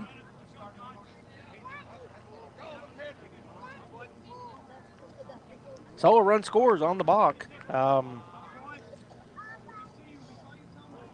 4-2 now. The count remains 0-2. Runner at third base. And stepping back in will be John Silva. As Madrid from the stretch comes set and to the plate. Swing and a foul tip back into either I think it hit the umpire in his chest plate for a foul ball strike. So the count remains 0-2. So I didn't see a change in Madrid's, but I'm not the umpire either. I didn't see a change in his set from the stretch, but he called the balk. So that's the call on the field, and that's what we go with. 0-2 the count. Madrid set and to the plate. And there's a swing, and that's going to be a drive out into right center field for an RBI single. Going out there and getting it into the second baseman is Davian Molina, but they get it within one, 4-3 now on that play. So Silva with the single coming home was a runner at third base, and it is now 4-3 with Eldridge stepping into the plate. Number 13, Colby Eldridge, playing out in right field for the Goddard Rockets. Getting the lead over there is Silva, pretty good lead with the lefty on the mound. Josh Madrid. He's going to snap throw over and not in time. Good move there by Madrid as he got him leaning, but he dove back in safely. Eldridge steps back in. He's 0 for 1 with a ground out. Another snap throw over, not in time.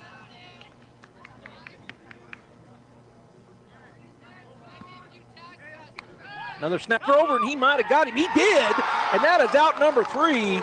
Good job there by the pitcher, Josh Madrid, as he gets the throw over. And that is out number 3. I'm trying to figure it out on my scorebook here. I'll figure that out. We'll go ahead and take our break. It is now 4-3. Bulldogs by 1 as Goddard gets 2 in the top half of the fourth. We'll be back. Hey Artesia, Cambria here from your local Artesia KFC Taco Bell. Feed the whole fam with our amazing new deal, our 10-piece leg and thigh feast for only $31.99. It includes 2 mashed potatoes and gravy, slaw, and 5 buttermilk biscuits. All this amazing food for only $31.99. You've got to try it. You can also add on either 4 crispy tenders or a chocolate or lemon cake for only $5.55 more. We hope to see you soon at your local Artesia KFC Taco Bell in Artesia. When that problem arises, one call to Crouch Plumbing and Heating is all it takes. Crouch's plumbers and technicians are highly trained. No problem is too big or too small for Crouch. Whether you need a water heater replaced, a gas line run, a leaky faucet repaired, or your heater or AC serviced, Crouch can do it all. Your problem is their problem, till it's no longer a problem. Call on Crouch for timely response, quality workmanship at a fair price. Servicing Carlsbad and Artesia. All right, we're starting the top of the bottom of the fourth inning. The Bulldogs end up giving 2 runs in the top half off 3 hits and 1 Bulldog error. There was nobody left on base. So the score 4-3, and leading off here in the bottom half of the fourth inning is the leadoff batter, number 6, Devin Fierro, who is 0 for 2, so he is definitely due. He looks at a ball that bounces up there for ball 1. Dustin Hardwick has gone the whole way. He's thrown 64 pitches here through 3 innings, and now 1 pitch in the fourth. So 63 through 3 and 1 in the fourth. Here's the pitch. Swing and a foul ball right back at me. Literally just gets over my head here in the tackle box for strike 1. 1-1 now the count to Devin Fierro. On deck is Nathan Taylor, and in the hole, Josh Madrid for the Artesia Bulldogs. Here's the wind in the pitch. Swing and another foul ball. This one back towards the net. Bouncer backwards.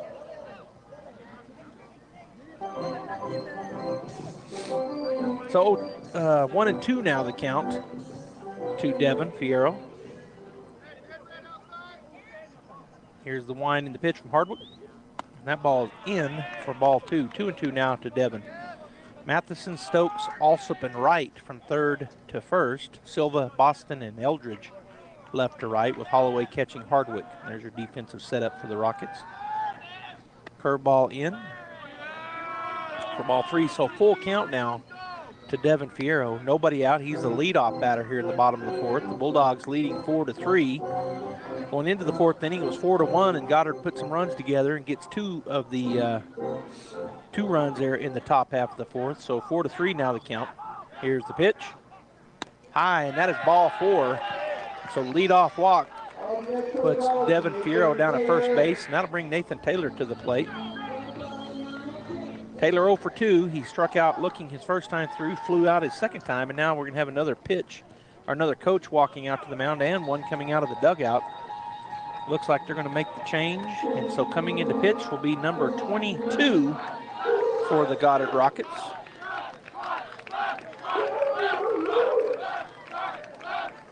All right, so I'm going to go ahead and make that change, and think that's going to be the only change. Just a new pitcher. It's a lefty. And it will be number 22 for the Goddard Rockets, Caleb Seeley. All right, we'll let him get his warm-ups in. When we come back, it'll be nobody out, bottom of the fourth, runner at first base, and a new pitcher. H&R Block of Artesia is proud to be a member of the community and a sponsor of Artesia Bulldog Sports. At H&R Block, tax time is all the time. They offer year-round assistance for personal or business needs. From simple tax questions to bookkeeping, payroll services, and more. You can trust the team at H&R Block to be there when you need the most. Stop by 502 West Texas Suite A in Artesia or call 746-3456 to schedule an appointment. H&R Block, proud to support Bulldog Sports. Se habla español. Chaos Cafe is the place to kick your taste buds in the face. With some of the best food around, including a big breakfast that can scratch that itch. Whether you're fiending for French toast or begging for biscuits, they've got you covered. Plus, great lunch specials, signature burgers, and some of the most satisfying portions in the galaxy. Chaos Cafe backs the Bulldogs and the student athletes that work hard and play harder. Open Monday through Saturday from 5:30 till 2 at 501 South 1st in Artesia. Put a little chaos in your day with Chaos Cafe, and go Bulldogs. All right, so now pitching is number 22, Caleb Seeley.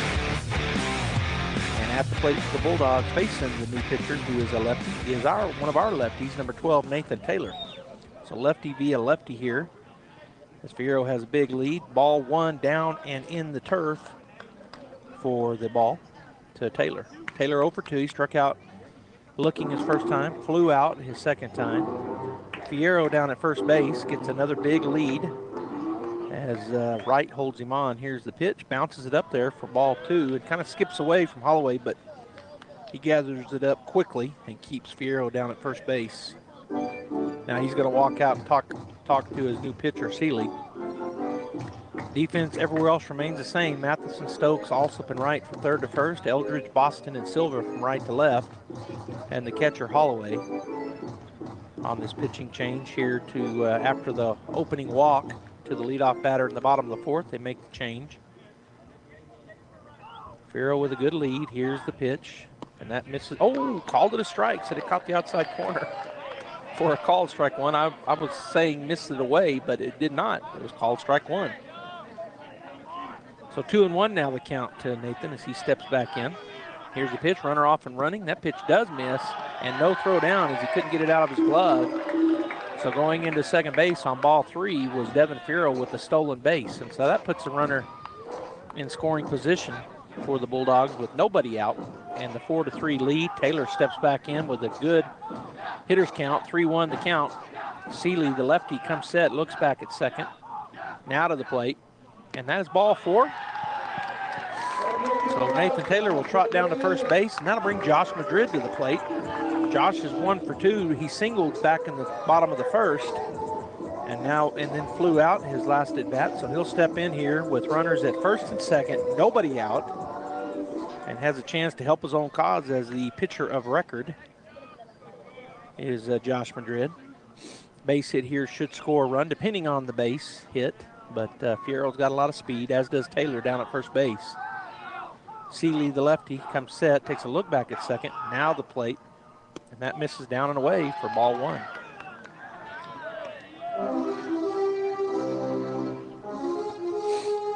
So 1-0 the count. Davian Molina, a cleanup batter on deck for the Bulldogs. And in the hole, Nye Estrada. Seeley comes set. And the pitch. Called, strike one. Caught that outside corner to the lefty. Josh Madrid. So 1-1 now to Madrid as he'll step back in on the left side. Seeley looks into Holloway to get his pitch signed, and he comes set. Look back at second, now the plate.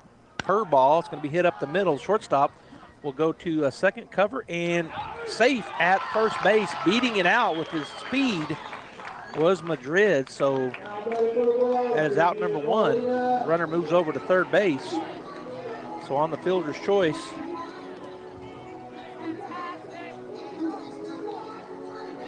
is Josh Madrid, and the shortstop gets that first out at second base. And so coming to the plate will be Davian Molina with runners on the corners and only one out here in the bottom of the fourth. Davian 1 for 1 with a walk, single and a walk. Here's the pitch, called strike one. That pitch from the left-hander goes across the plate and hits that outside corner to the left-handed batter, Davian Molina, for called strike one. Nye Estrada waits on deck. Here's the pitch. Swung on, that's a rip into right field. And if that gets by the right fielder, which it does not, good job out there by Eldridge, as he cuts that off from going to the fence, but moving over on the hard drive single is Devin Fierro scores, and going to third base is the runner Josh Madrid on that hit to right field. So runners on the corners once again for Nye Estrada, who is 1 for 1 as he walked his first time and then hit a rope out to left field. It got over the left fielder's head and bounced over the fence. The ground rule double. Molina with a good lead. Here's the pitch, swung on, fouled back at us in the tackle box for a foul ball, strike one. So the Bulldogs get one of those 2 runs back. They gave up 2 in the top of this inning. They get one of them back and now lead 5-3. Still only one out. Molina with the good lead at first. Josh Madrid at third. Here's the pitch from Seeley. Oh, but it gets by the catcher, and Madrid will get in safely on the passed ball. And that was a ball. Madrid will come home. And going to second base was Molina. So the Bulldogs get both of those runs back and have a 3-run run lead once again. When they entered the fourth, it was 4-1. Goddard got 2 in the top half, their batting half, and now the Bulldogs have gotten 2 back in their half of the fourth inning and are still at bat. The pitch, swing and a miss by Estrada for strike 2. So 1-2 now to Nye. Again, he's 1 for 2. He has a ground rule double in his last at bat, and he walked his first at bat. Has a runner in scoring position in Molina. As Seeley, seeing him for the first time, the lefty. And there's a swing and a miss, but the catcher drops it and he picks it up and fires it to first, or gets it down to first for the swinging throw out down. Drop third strike, so 2-3 the put out on the strikeout. Staying at second base was Molina. So that'll bring Garrett Fisher to the plate, the first baseman for the Bulldogs. He's 0 for 1, but has a sacrifice fly. Struck out swinging his first time, then hit a nice deep shot and got a RBI on that sac fly, second at bat. Looking to drive one somewhere and get this runner in as Molina has his lead. The pitch, swing and a miss, chased one out of the zone, did Fisher. So he was looking to swing. I'm thinking he thought he was going to get a fastball, which might have been, but it was down and away. So a swing and a miss for strike one. Seeley comes set. He has a real short stretch. He just barely moves his foot when he comes set. There's a swing, and he hits that a ton out to left field, and that gets over the left fielder's head, and that's a home run for Garrett Fisher. He hit a bomb, and the 2-run shot takes the lead to 8-3 for the Artesia Bulldogs as Garrett just whacked that one out of the ballpark in left field.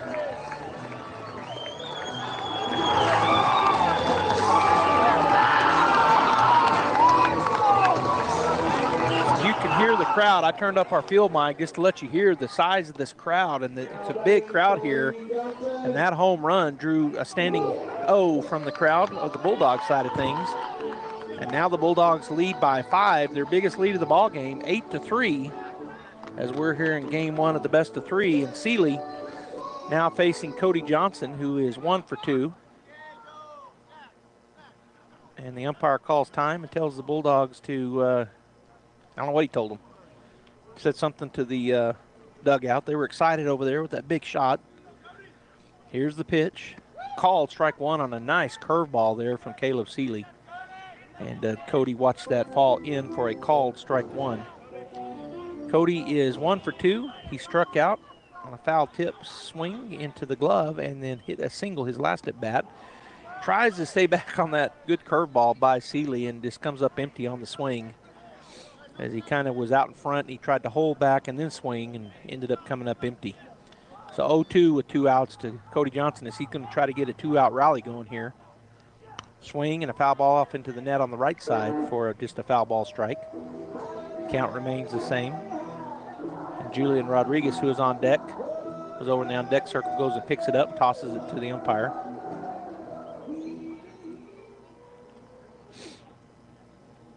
All right, so the 0-2 pitch swung on. That's a line drive out into center field. Center fielder will go make the play, and that is out number 3. But boy, the Bulldogs do some damage here as they end up getting, as I pull up my scoreboard here, the Bulldogs get 2 hits, but 4 runs. There was no errors and nobody left on base. 8-3 as we head into the top of the 5th inning. Bulldogs with the lead. Hello folks, Martin from Frost Mortgage in Artesia. Did you know you have a choice when it comes to your home purchase or refinance options? Yes, it pays to get a second opinion. Give me a chance to review your application and get you the interest rate you deserve. You're going to pay on your home longer than anything else, so let's make sure you have the best financing available. So call Martin, your local lender, at 575-749-6278 for your free consultation, and let's get started today. Frost Mortgage is a division of Primary Residential Mortgage Incorporated and is an equal housing lender. NMLS number 3094. Kane Electrical Supply is your #1 distributor when it comes to the top-of-the-line inventory. Kane Electric carries name brands such as Appleton, Burndy, Fluke, Cooper Lighting, Hoffman, Phillips Lighting, iDeck, Klein Tools, and Square D. Kane Electric has your professionals and will assist you with any information you may have on electrical supplies. Kane Electric delivers on location too. Come by Kane Electric today in Artesia at 1911 North Roselawn.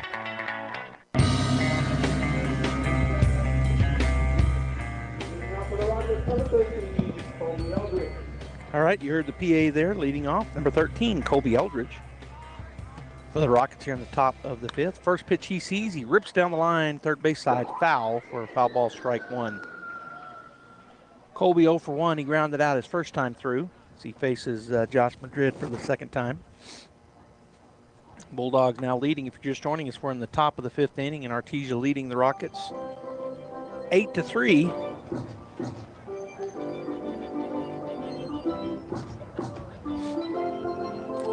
Two of those runs come on a bomb out the left field by the big first baseman for the Bulldogs, Garrett Fisher. He just hit one a mile.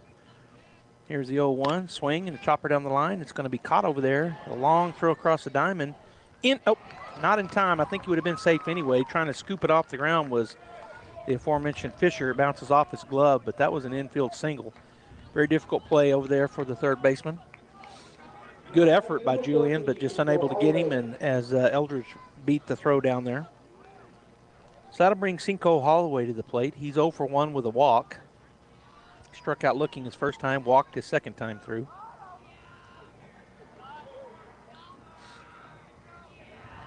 Here's the pitch. Strike 1 called on the curveball. Broke into the batter. Nice pitch there from Josh. Rodriguez at third, Estrada playing short, Fierro at second, and Fisher at first. Watson, Taylor, and Molina from left to right, and Galindo catching Josh Madrid, the pitcher. Swing, and that's going to be a little bloop out to second baseman, and he makes the play. Devin Fierro with a fantastic play and the 4-3 double play as he catches that going out into center field over the shoulder and then turns and fires it to first base. And that double play was a good one. So the second baseman, and then going to first base,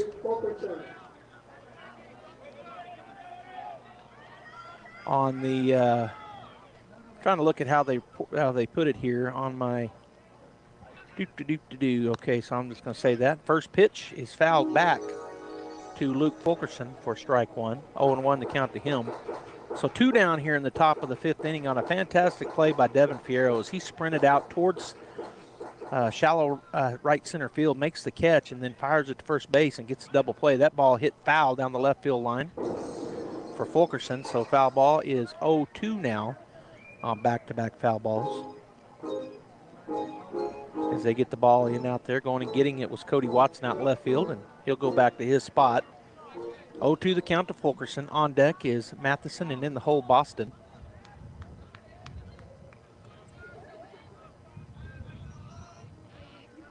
Here's the winding the pitch from Madrid. 0-2. Swung on. It's a one-hopper to the shortstop, Nia Estrada. He'll fire it across in time, and that is out number 3. 6-3 the put out on the ground out.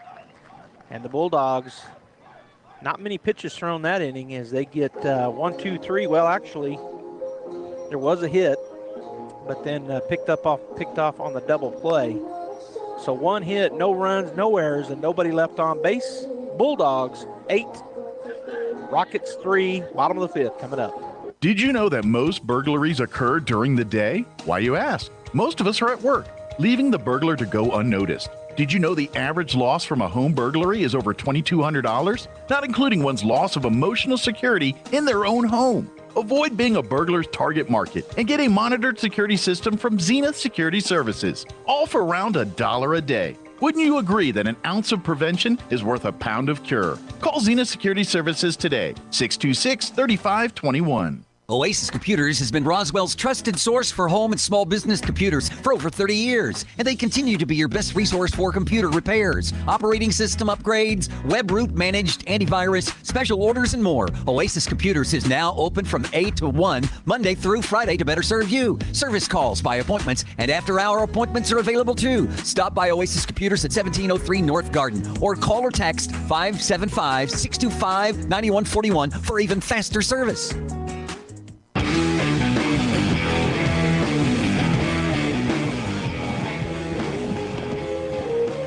Welcome back, Bulldog fans and Goddard fans, as we are 8-3 Bulldogs going into the bottom of the 5th inning, and we've got a new pitcher, and I'm going to have to see because on my lineup sheet I don't have that number.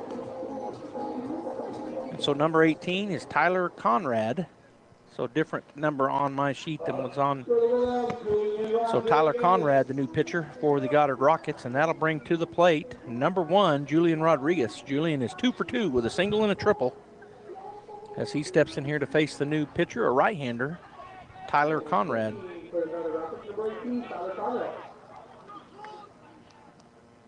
First pitch, ball 1.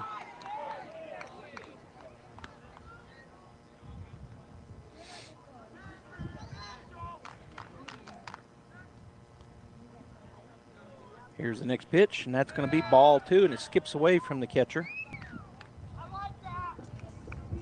So 2-0 now the count to Rodriguez, as Holloway is going to walk out and talk to the new pitcher, Tyler Conrad. I don't think any other changes made. Looks like everybody the same out there on the field for the Rockets. So just another pitcher change. As coming in after the first batter in the bottom of the 4th was Caleb Seeley. He pitches that 1 inning. And now the third pitcher for the Rockets, Tyler Conrad, is to pitch. That pitch called strike 1, as that was right down the middle. So 2-1 now the count to Rodriguez. Again, he is 2 for 2 with a single and a triple. Looks to get the inning started off right here, as that curveball misses for ball 3. So 3-1 now to Julian. On deck is the number 9 hitter in the lineup, left fielder Cody Watson. And in the hole, the top of the order, second baseman Devin Fierro. Here's the pitch, swung on. It's going to be a hard ground ball to Alsop at second. He picks it up and fires it to first base, and that is out. Number 1, 4-3, the put out on the ground out. And that'll bring Cody Watson, the left-hander, to the plate. Cody 0 for 2. He reached on an error his first time through, and then flew out his second time up. So his third time, it'll be the first time he sees Conrad, the new right-handed pitcher.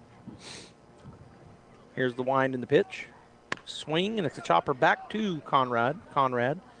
He catches it on the first high hop, throws it to first base, and on the first pitch to Cody Watson, grounds out 1-3, the put out, and that is out number 2. So Devin Fierro, the top of the order, try to get a 2-out rally going here for the Bulldogs.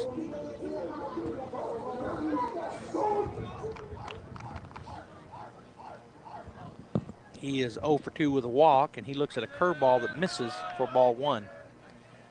On deck is the center fielder, Nathan Taylor, and in the hole is number 22, the pitcher, Josh Madrid.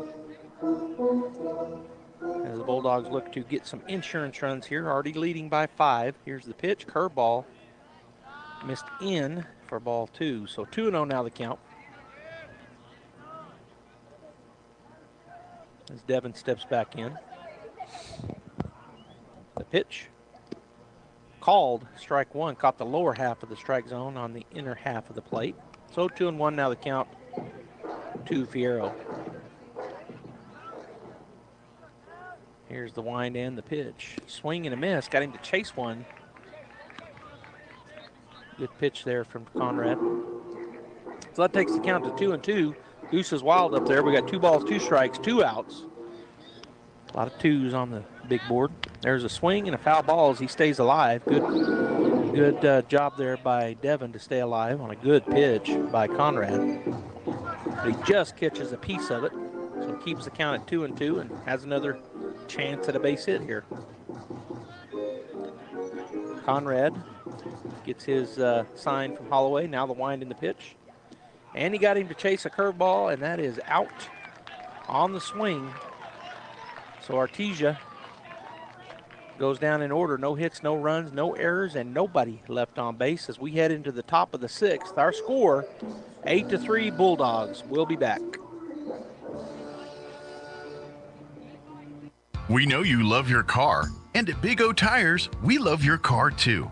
We know it's so much more than just how you get from here to there. That's why your locally owned Big O in Roswell and Carlsbad is proud to help keep your car in top shape with our trustworthy service, quality products, major tire brands, and some of the best deals in town. And don't forget, we have easy and affordable financing options for nearly any budget. As members of our community, we know what's important to you and your car. Big O Tires, the team you trust. Artesia Plumbing and Heating is your authorized Carrier air conditioning dealer, home owned and operated for over 41 years. Artesia Plumbing and Heating installs residential, commercial, and industrial air conditioners. Artesia Plumbing and Heating handles your plumbing, heating, and air conditioning needs, including the conversion of evaporative coolers to refrigerated air systems. Cut cooling costs with high-efficiency Carrier unit. Artesia Plumbing and Heating is a proud supporter of the Artesia Bulldogs and Lady Dogs and wishes them the very best in this sports season. Artesia Plumbing and Heating, 746-3712. Welcome back to KSVP Radio, AM 990, FM 93.7, live streaming, ksvptv.com.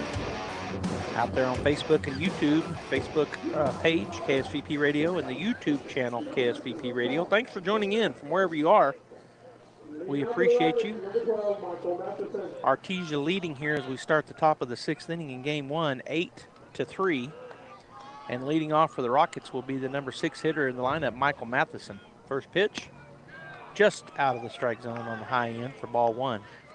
Matheson is 1 for 2. He singled and struck out in his 2 previous at-bats. Has Madrid working quickly. Here's the pitch. Swing and a pop fly out to center field, and Nathan Taylor will drift over into the left center field and make the play for out number 1 on the fly out. Madrid now facing Fields Boston. He's 2 for 2 in the ball game. He singled both times he's come up against Madrid. 1 out here in the top of the 6th inning. And Josh Madrid, who's pitched the whole way, has now thrown 72 total pitches, 50 of them for strikes.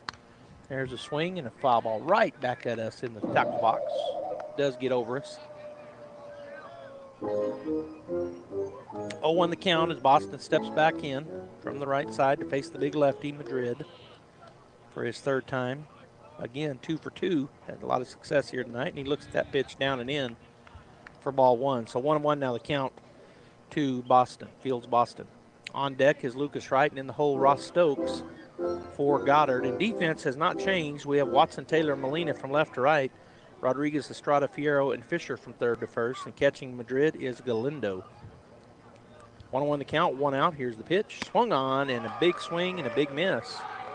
And that is strike 2. So he took a good cut of it. Took a good cut at it, did Fields Boston, but just comes up empty. Pretty good pitch there from Josh Madrid. So 1-2 now the count as Madrid working quickly. Here's the pitch. Just misses inside. 2-2 now the count. It might have been high instead of inside. That pitch was close. It was up on the upper end of if it was a strike, it would have been the upper end of the zone, but it was called the ball. So 2-2, and now the swing. Little bloop out to left field, and that's going to fall in for a base hit. Watson will come up and scoop it up and fire it into the shortstop, Estrada. So a nice little bloop fly ball, single out to left field, and Boston remains batting 1,000 as he is now 3 for 3 with 3 singles against Madrid. All right, so 1 out, and stepping in will be the number 8 hitter in the lineup, first baseman, number 7, Lucas Wright. He is 1 for 2. He reached on a bunt when there was a little bit of confusion on the defense, and there was a big swing and a miss for strike 1. And he struck out swinging his second time up. So 1 for 2 here in this ball game.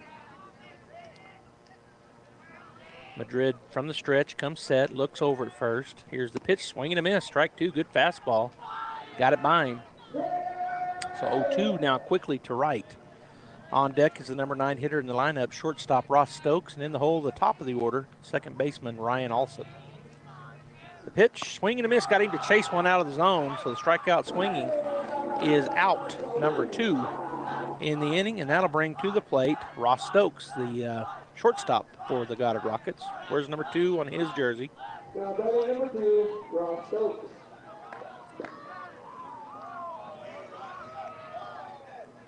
Madrid comes set. Not a real big lead over at first base for Boston. Throw over, not in time. But not tempting fate over there is Boston. Gets a little bigger lead this time, but not really too far away from first, as the lefty Madrid has a good move over there. First pitch is down and in, and missed down and in for ball 1 to Stokes.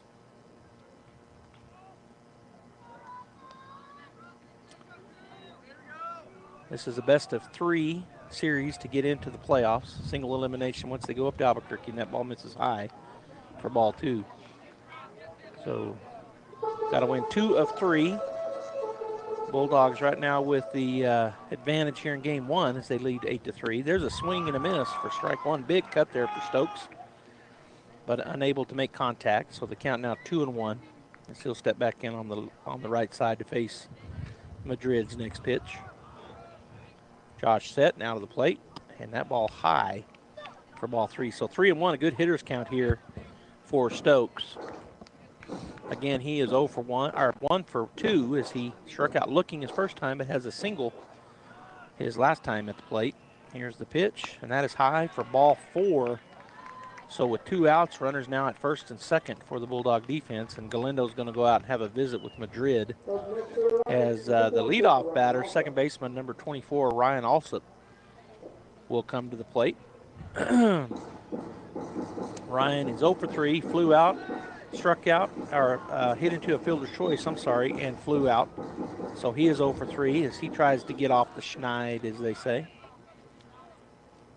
Has a runner in scoring position down at second. Runner at first as well with 2 outs. Tries to keep a 2-out rally going here. As reaching with 2 outs on the walk was Stokes. Here's the pitch, swung on, pop fly to the right side. Fisher has room if he can get there to it, and he does. Nice play by Garrett Fisher as he chases that down and then bumps into the fence over there, but that is out number 3, so the Bulldogs get out of that possible jam there with runners at first and second. And so the Goddard Rockets, they're in the top half, get 1 hit, but no runs, no errors, and 2 runners left on base. Coming to the plate for the Bulldogs, the 2, 3, 4 batters, Taylor, Madrid, and Molina when we start the bottom half of the 6th inning. Stay right there. There is a difference. When was the last time a bank asked you about your needs or your goals? When you're a member of Artesia Credit Union, you get to use your money for something more important than fees and finance charges. You get to use your money for you. Membership is open to anyone who calls New Mexico home. Become a member of Artesia Credit Union today and see what your partners can do for you. North 5th Street in Artesia or online at artesiacu.org. Artesia Credit Union, member NCUA. Need a family doctor you can trust? Artesia General Hospital's family practice team offers a full range of medical services to patients of every age. Led by family practice physician Dr. Joe Salgado, our providers can help you manage chronic conditions, treat illness and injury, and coordinate specialty care. And for children, pediatrician Dr. Joanne Couch brings her expertise in managing your child's care from birth to age 18. Get peace of mind by finding a partner to care for your whole family close to home. We're accepting new patients at artesiageneral.com/family.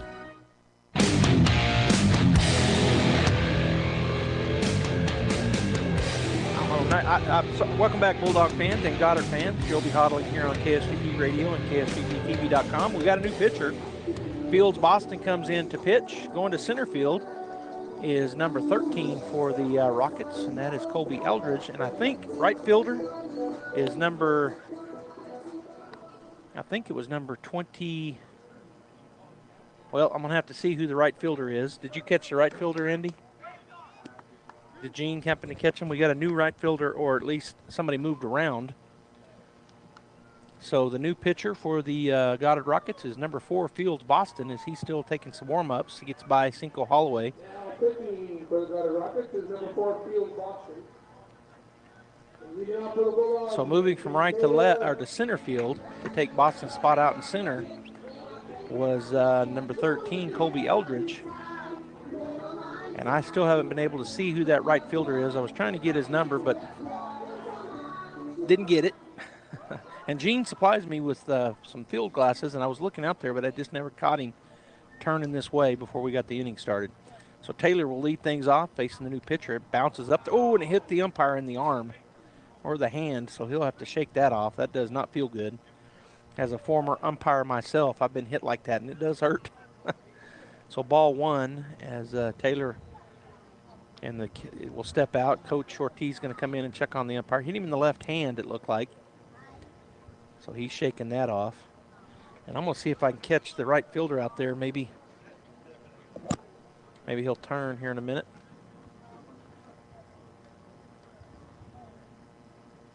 Well, I haven't got him yet as the umpire's still trying to shake it off. Oh, he's kind of turning. Let me see here. Nope, he turns, but he's walking sideways, so I can't see his back.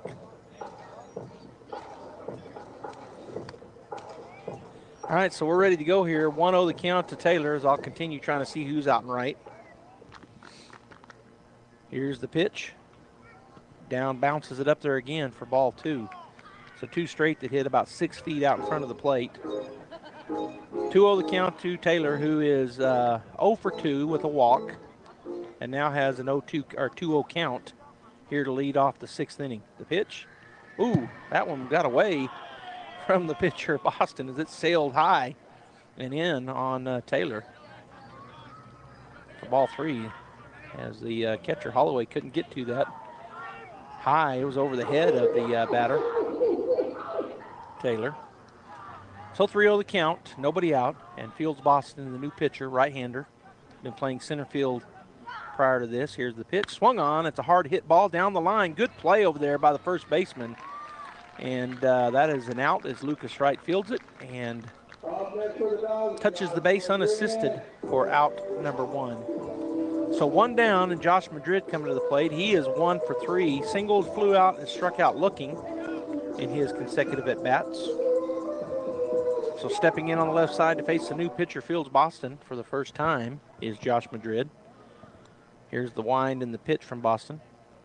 Swing and a miss, good pitch. Strike 1 on the big swing by Josh. On deck is the next lefty in the lineup, right fielder Davian Molina. And in the hole, the shortstop, Nia Estrada for the Bulldogs. Here's the pitch. Low, bounced it up there for ball 1. So 1-1 now to Madrid. As Holloway blocked it, it went out in front down the right side, so he goes out and picks that up. down the first baseline and tosses it back to his pitcher, Fields Boston. 1-1 the count. Here's the wind in the pitch. Swing and a miss. Another good pitch. Coming up empty was Josh on a big swing. So Madrid now with a 1-2 count will step in. Shorten up a little bit here. Try to make sure he doesn't let anything close get by him. Here's the wind and the pitch. Down and in for ball 2. So 2-2 now the count. Gets by the catcher, just trickles by him, but he don't go get it. The umpire turns and gets it. So Madrid with a 2-2 count steps back in on the left side. Boston, the righty. Here's the pitch. Outside for ball 3. So a full count now to Madrid.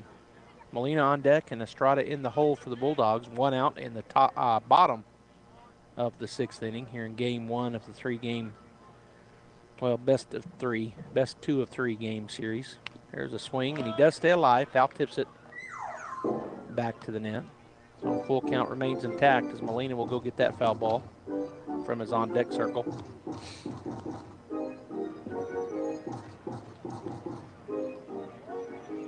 Boston says yes to the pitch. Here's the wind and the pitch.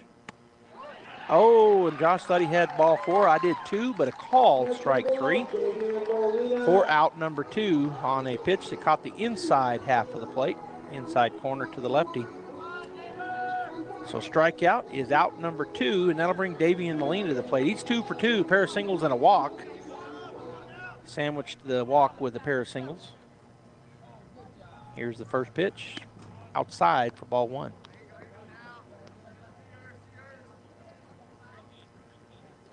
Great crowd here. Goddard brought a great crowd. Artesia, a great crowd.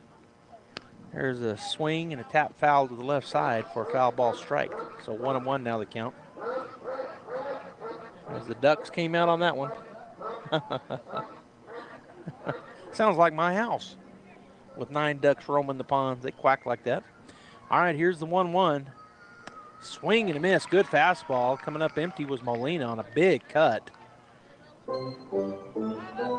So the count now 1-2 to Davian.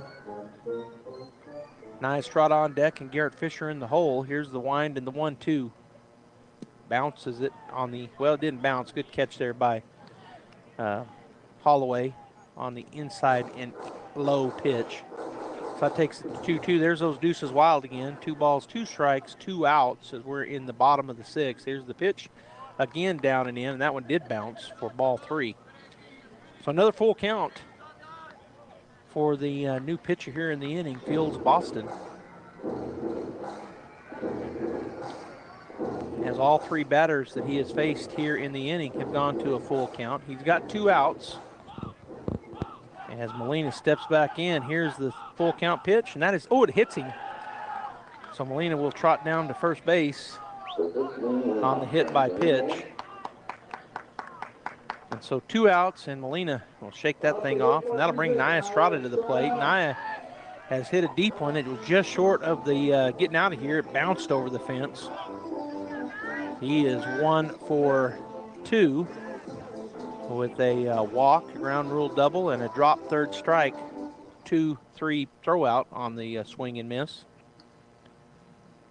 And now we got a change, and I'm not sure who or what. We got a runner coming in. So a courtesy runner here, or a pinch runner, number 15 coming in for Davian Molina. Davian playing out in right field, so it would have to be a pinch runner. Of course, he can re-enter. And that's number 15. Okay, so somebody that on my, no, there he is, Bradley Valenzuela. So he'll get ready to go over there.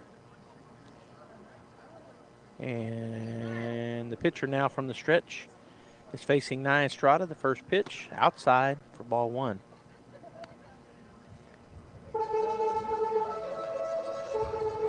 So Bradley Valenzuela, the pinch runner down at first base, gets a pretty good lead as the new pitcher, Fields Boston, takes a look over. Now comes set. 1-0 pitch, high for ball 2. So Nye with a good hitter's count right here, 2-0. 2 down here in the bottom of the 6th. The Bulldogs lead by 5, but want to get every insurance run they can. So try to get that runner at first to home. There's a swing. It's a chopper to the left side, and that's a seeing eye single. So moving over to second base is the courtesy runner, Bradley Valenzuela. And on that single,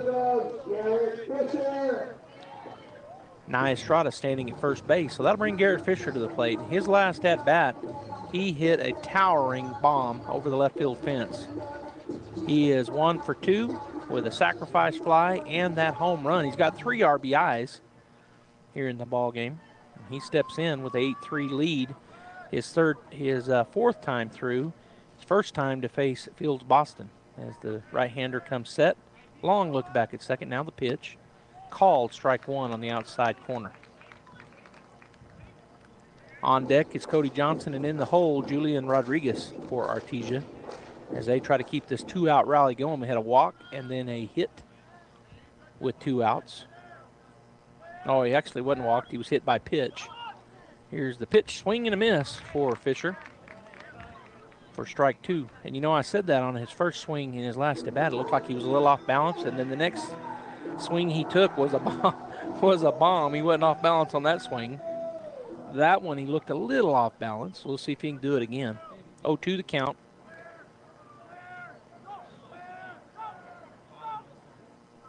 Here's the pitch. Hyde tried to get him to chase one out of the zone, and he did not. So ball 1. 1-2 now the count to Garrett. Those are always hard to lay off of when they come in there up in your eyes. They look so good. But Fisher with some patience there with 2 strikes.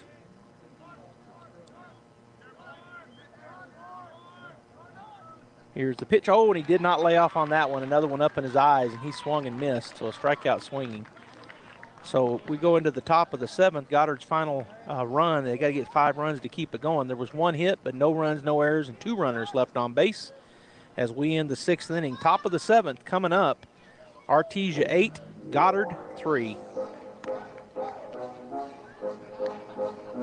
With the price of gas really high, you may be looking for a more economical car or truck. Well, look no further than Artesia Ford Sales. Artesia Ford Sales is known for their selection of Ford certified pre-owned vehicles. And right now, that reputation means Artesia Ford is able to have in stock a great selection of gas-sipping vehicles for you to consider. With certified pre-owned, you can rest assured your purchase is top quality and qualifies for a much lower interest rate than a typical used car. So save money on gas and save money on your monthly payment with a quality certified pre-owned car from Artesia Ford Sales. Many times, patients require skilled care for short-term illnesses, temporary help after hospitalization or rehabilitation after a major surgery, and many more conditions that can be handled in the comfort of your home. J&J Home Care stands ready to provide such care when you or your family members need it. Our highly experienced nurses, therapists, and aides have been serving Artesia and the surrounding community for more than 20 years. To learn more about the services available at J&J Home Care, call 746-2892 or visit us at 1301 West Grand in Artesia.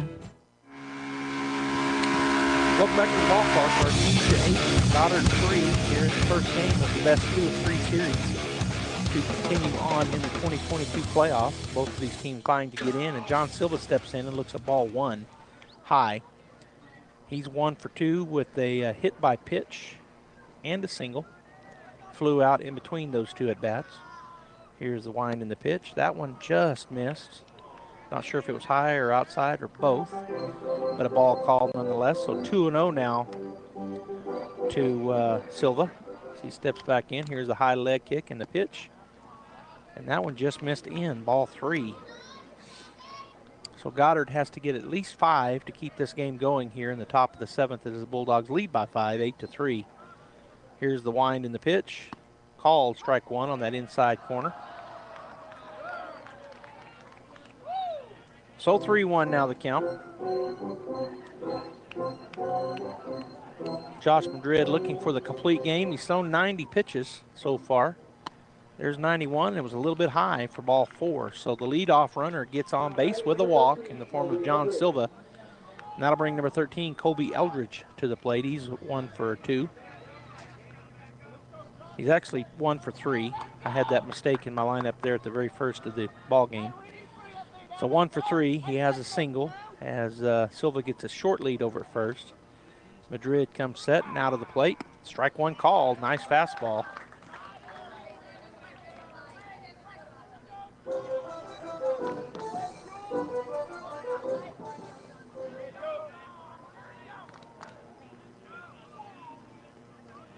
Here's the pitch. Swung on. It's a ground ball. And fielding it is 4-6-3 double play as Devin Fierro is able to go field that ball, get it to Nye Estrada. He fires it to Garrett Fisher, and the Bulldogs get the 4-6-3 double play. Beautiful looking play there.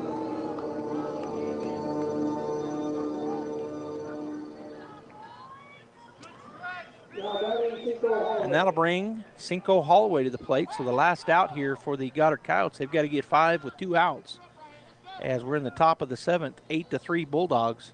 First pitch just missed in for ball 1. Holloway, the number 4 hitter in the lineup, is 0 for 2 with a walk sandwiched. He struck out and flew out and walked once.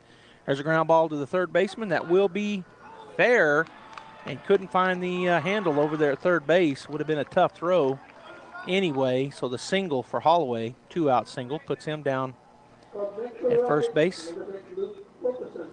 And coming in to run for him will be number 8, I'm thinking.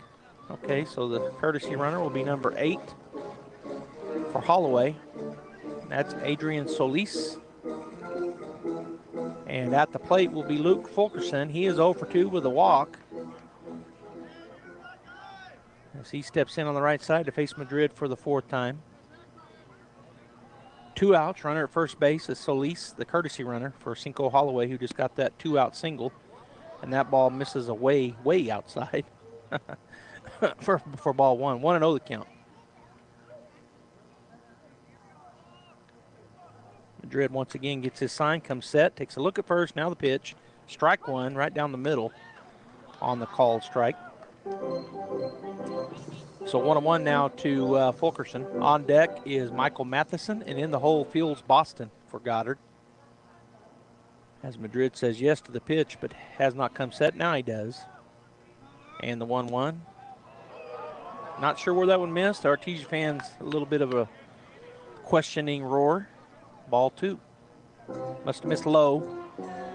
So 2-1 now the count to Fulkerson. As Madrid comes set now to the plate. And that's high for ball 3. So 3-1 now to Luke Fulkerson with Matheson over in the on-deck circle. Looking to get up there and keep this 2-out rally going here. As Holloway got a single with 2 outs to get the 2-out rally started. That's ball 3, high, ball 4. So that one, those last 2 weren't even close. Madrid with a big smile on his face. So, or maybe just, maybe he wasn't smiling. I could just see teeth. As he come in to talk to Galindo. All right, so the walk continues their 2-out rally as they get a single with 2 outs. Now a walk, and stepping into bat will be Michael Matheson. 1 for 3, single, strikeout, and fly out. Here's the pitch, swing, and that's going to be a little flare out to left field. That will be a base hit. Oh, and Watson overruns it. So, but the runner stays put at third base. So on the single that I thought he was going to be coming on in, everybody stays put. That loads them up for the Goddard Rockets, and Fields Boston coming to the plate. And a good timely time for him. He is 3 for 3 in the ball game, 3 singles. He's got the bases juiced here, as the Rockets have to get 5 to keep the game going into the bottom of the 7th, 5 at a minimum. Here's the pitch, swung on, pop fly back and out of play for strike 1.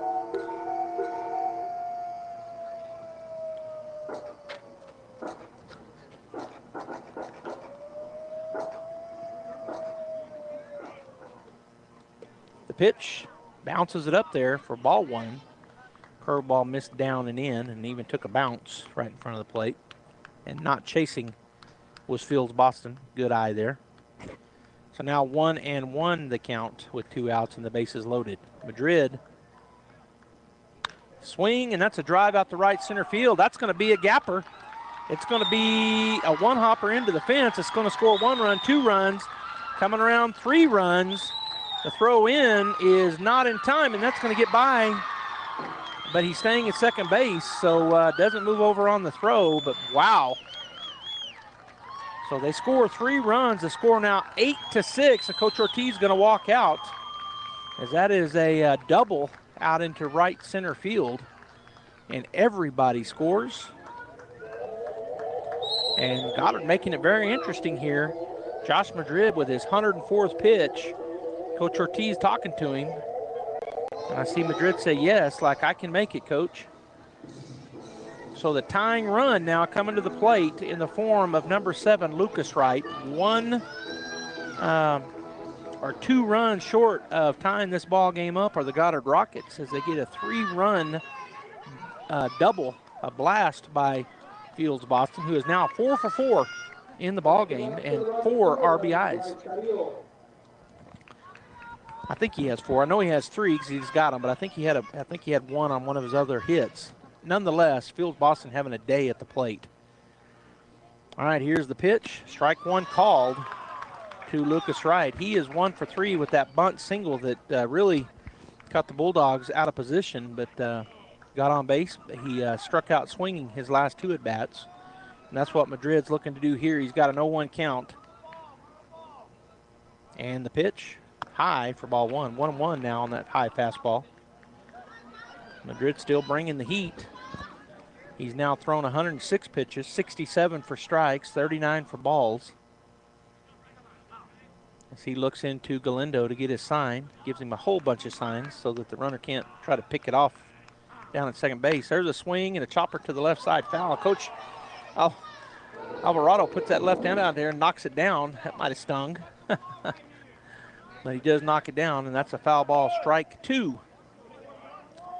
So Goddard now down to their last strike. The count 1-2 to Wright. On deck is Stokes, the number 9 hitter, and then the top of the order, Alsop in the hole.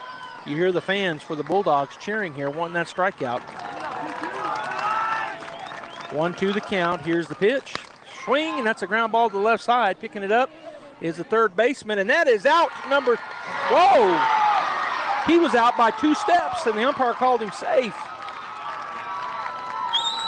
And Coach Ortiz is going to call timeout. Oh, wow. So he's going to go ask the umpire for his, he was out by a long way, I thought, but he's called safe, and they're not going to overturn it. I mean, he made the call. So, okay. So Goddard now with the tying run at first base. Runs on the corners. And the batter is number 2, Ross Stokes. Boy, that looked like he was out. He's going to ask for help from the home plate umpire. I mean, I really thought he was out. But I'm not the umpire. So he's going to talk to the home plate umpire saying, I'm not going to overrule you. He didn't even talk to him. He just said, I'm not overruling you.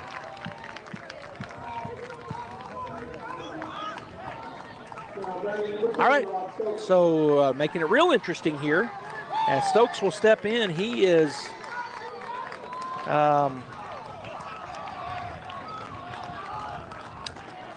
for 2 with a strikeout, a single, and a walk. Here's the pitch, high for ball 1 to Stokes. On deck is Ryan Alsop, and in the hole, Jonathan Silva. As Madrid bearing down here, that was his 109th pitch.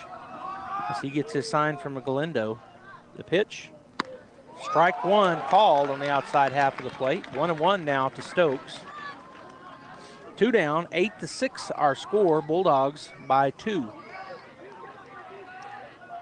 Madrid to the plate, swing and a foul tip straight back. He just missed that one. He fouled it straight back into the net for strike 2. So now the count 1-2. So once again, the Bulldog fans coming to their feet.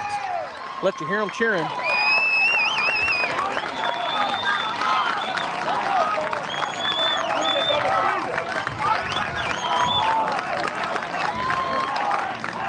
They are on their feet looking for this third strike as Madrid from the stretch, runners on the corners, and to the plate. Strike 3. Oh, he did not call it. Oh, I thought he was going to call it. Good pitch, but a ball called. So 2-2 now the count. Deuce is wild. 2 strikes, 2 balls, 2 outs. As Madrid once again has a standing O from the Artesia crowd. Comes set, takes a peek at first, now to the plate. Swing and a miss, and that will end the ball game. Josh Madrid finishes strong, striking out the side on a swinging strike. And so we are done. Artesia wins game 1, 8-6. We're going to go ahead and get another break in here. When we come back, we'll have the final stats the big one, 8-6 Artesia. Eastern New Mexico University is open for visitors to come to visit our campus. Come be our guest for a guided tour of one of the best small-town college atmospheres in the Southwest. Take a look at all ENMU has to offer, including the best residence halls in New Mexico as recognized by Niche.com. Sign up today for your personal tour of ENMU and our beautiful campus by visiting enmu.edu/visit. Explore, experience, excel. Eastern New Mexico University. Bob Reed Pest Control protects you and your home by controlling pests that invade. Bob Reed Pest Control understands the importance of safety in and around your home from unwanted pests. Protect your family's most important investment, your home, and protect your children and pets from the dangers of poisonous bugs and insects. Call Bob Reed Pest Control today and let our fully licensed pest control professionals start working for you and your family. Find us fast and name some numbers. Call 623-5344, serving all of Southeast New Mexico.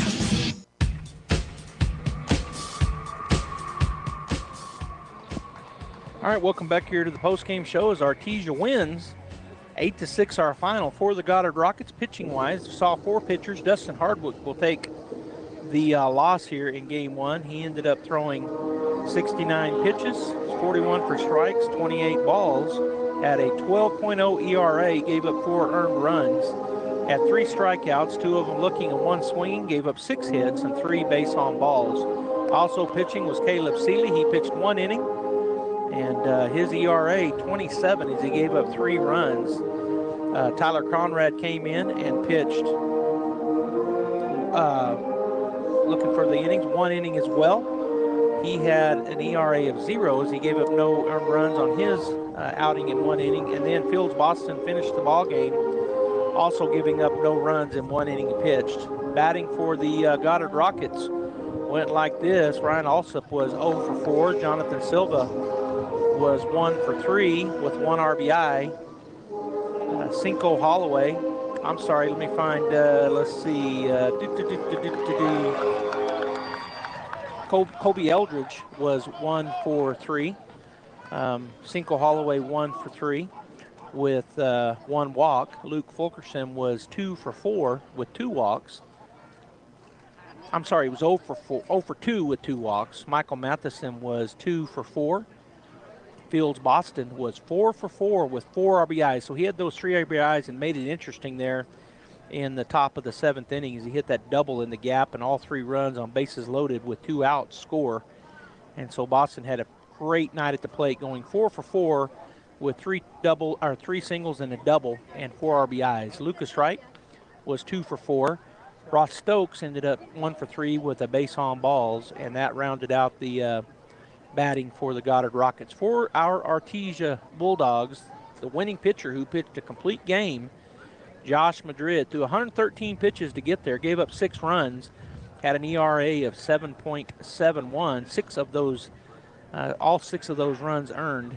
He had 6 strikeouts, 2 looking and 4 swinging, gave up 12 hits over those 7 innings and 5 walks, and he gets the win here in the playoffs for the Artesia Bulldogs, the first game of the best 2 of 3 series. Devin Fierro at the plate was 0 for 3, had a base on ball and a run scored. Nathan Taylor was 0 for 3 with a base on balls. Josh Madrid went 1 for 4 at the plate. Davian Molina was 2 for 2 with a hit by pitch and a walk, and he also had an RBI and 2 runs scored. Nye Estrada was 2 for 3 with a run scored, and Nye also reached on a walk, had a wall, well, actually I was going to say a wall banger, but he hit a ground rule double and a single.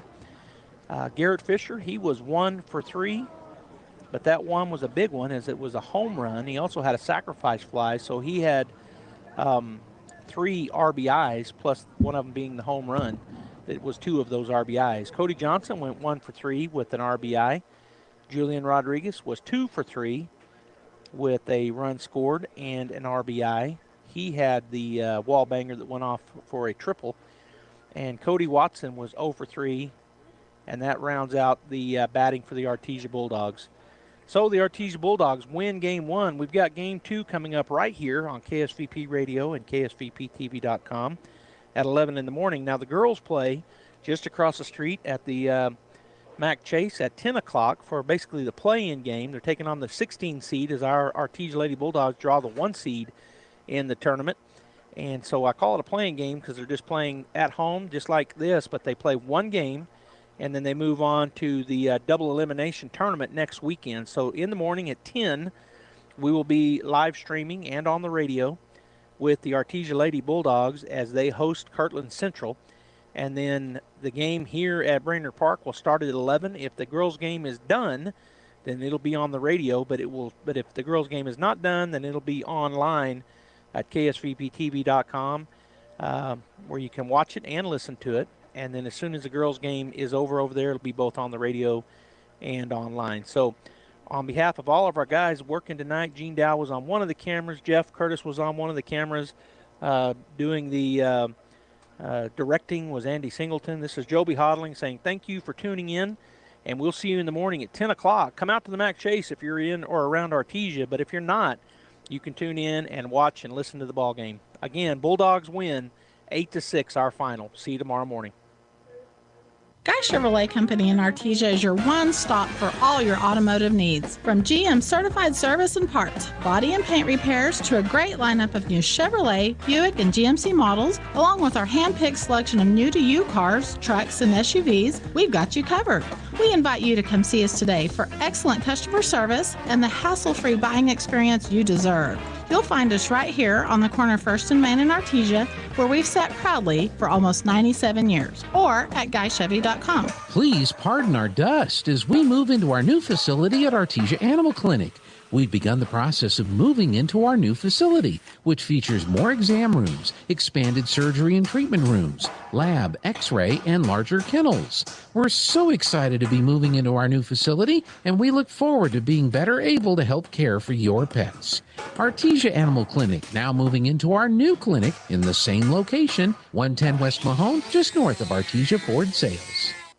Hey Artesia, I'm Jen, this is Andy, and we work with kids here at Faith Baptist Church, and we want to tell you a little bit about that. Yeah, on Sunday mornings at 10:30, we have a service for our pre-K kinder, and then also for 1st through 5th grade. And then on Wednesday nights at 6:15, we have our faith groups, which are Bible study groups for 2-year-olds all the way up to 5th grade. We even have something for you, the parents. Absolutely, and if you cannot come on Wednesday night, but you want your kids to come, you can text the word BUS to 68878, and there will be a link that we send you that you can fill out and get your kids signed up for our bus ministry so they can come without you. Thanks for watching, and go Bulldogs. This is John. Hey, my name is John Jackson. He's not some actor. He's a steward of the land with a John Deere 3 Series tractor and a PTO Quick Connect that hooks up rear implements with a single click. John runs with us because to him, there's nothing more important than connecting with the land. Nothing runs like a Deere. Hear John's story at Deere.com. Stop by Pecos Valley Equipment in Artesia and Roswell, or visit us online at pecosvalleyequipment.com. Summer vacation is here, but just because you're on vacation doesn't mean your teeth should be. Protect your teeth this summer with a few summer tooth tips. First, drink lots of water. Believe it or not, most of the problems start with a dry mouth. Keep yourself and your mouth hydrated and happy. Avoid sugary drinks and avoid chewing on ice. Sure, it cools you off, but it's not great for your teeth. Don't forget to brush and floss regularly and dry out your toothbrush. Save your teeth for summer's sake. These tooth tips brought to you by Dr. K. Youngren and Smile Expressions, 2520 Hermosa Drive, Artesia.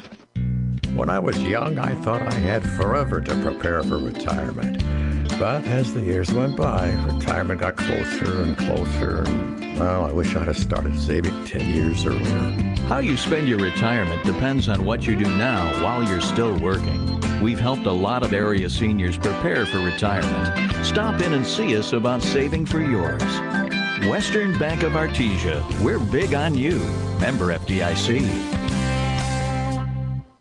That concludes this broadcast of Bulldog Sports on KSVP AM and FM and at KSVPTV.com. Bulldog Sports on KSVP AM and FM and KSVPTV.com is presented by Eastern New Mexico University Roswell, Artesia Animal Clinic, Artesia Ford Sales, J.S. Warden Sun Insurance, La Fonda, Sandy Stockton, and State Farm of Artesia, Smile Expressions, Artesia Family Healthcare and Presbyterian Medical Services, Artesia General Hospital, Roswell Seed, Guy Chevrolet, KFC of Artesia, Moppin and Brown Dentistry, Pop's Diner, Forest Tire, Western Bank of Artesia, Artesia Credit Union, Pecos Valley Equipment, Oasis Computers, Eastern New Mexico University, Catalyst Church, Brandon Williams and Farm Bureau Insurance, Cisco Equipment, Artesia Plumbing and Heating, TMJ Auto, New Hope Baptist Church, H&R Block of Artesia, Castle Rentals, Kane Electric, Frost Mortgage, Incredible Printing, Bobcat Auto, and Tate Branch of Artesia. Thanks for joining us for this presentation of Bulldog Sports on KSVP AM and FM. We now return you to your regular scheduled programming. Yeah,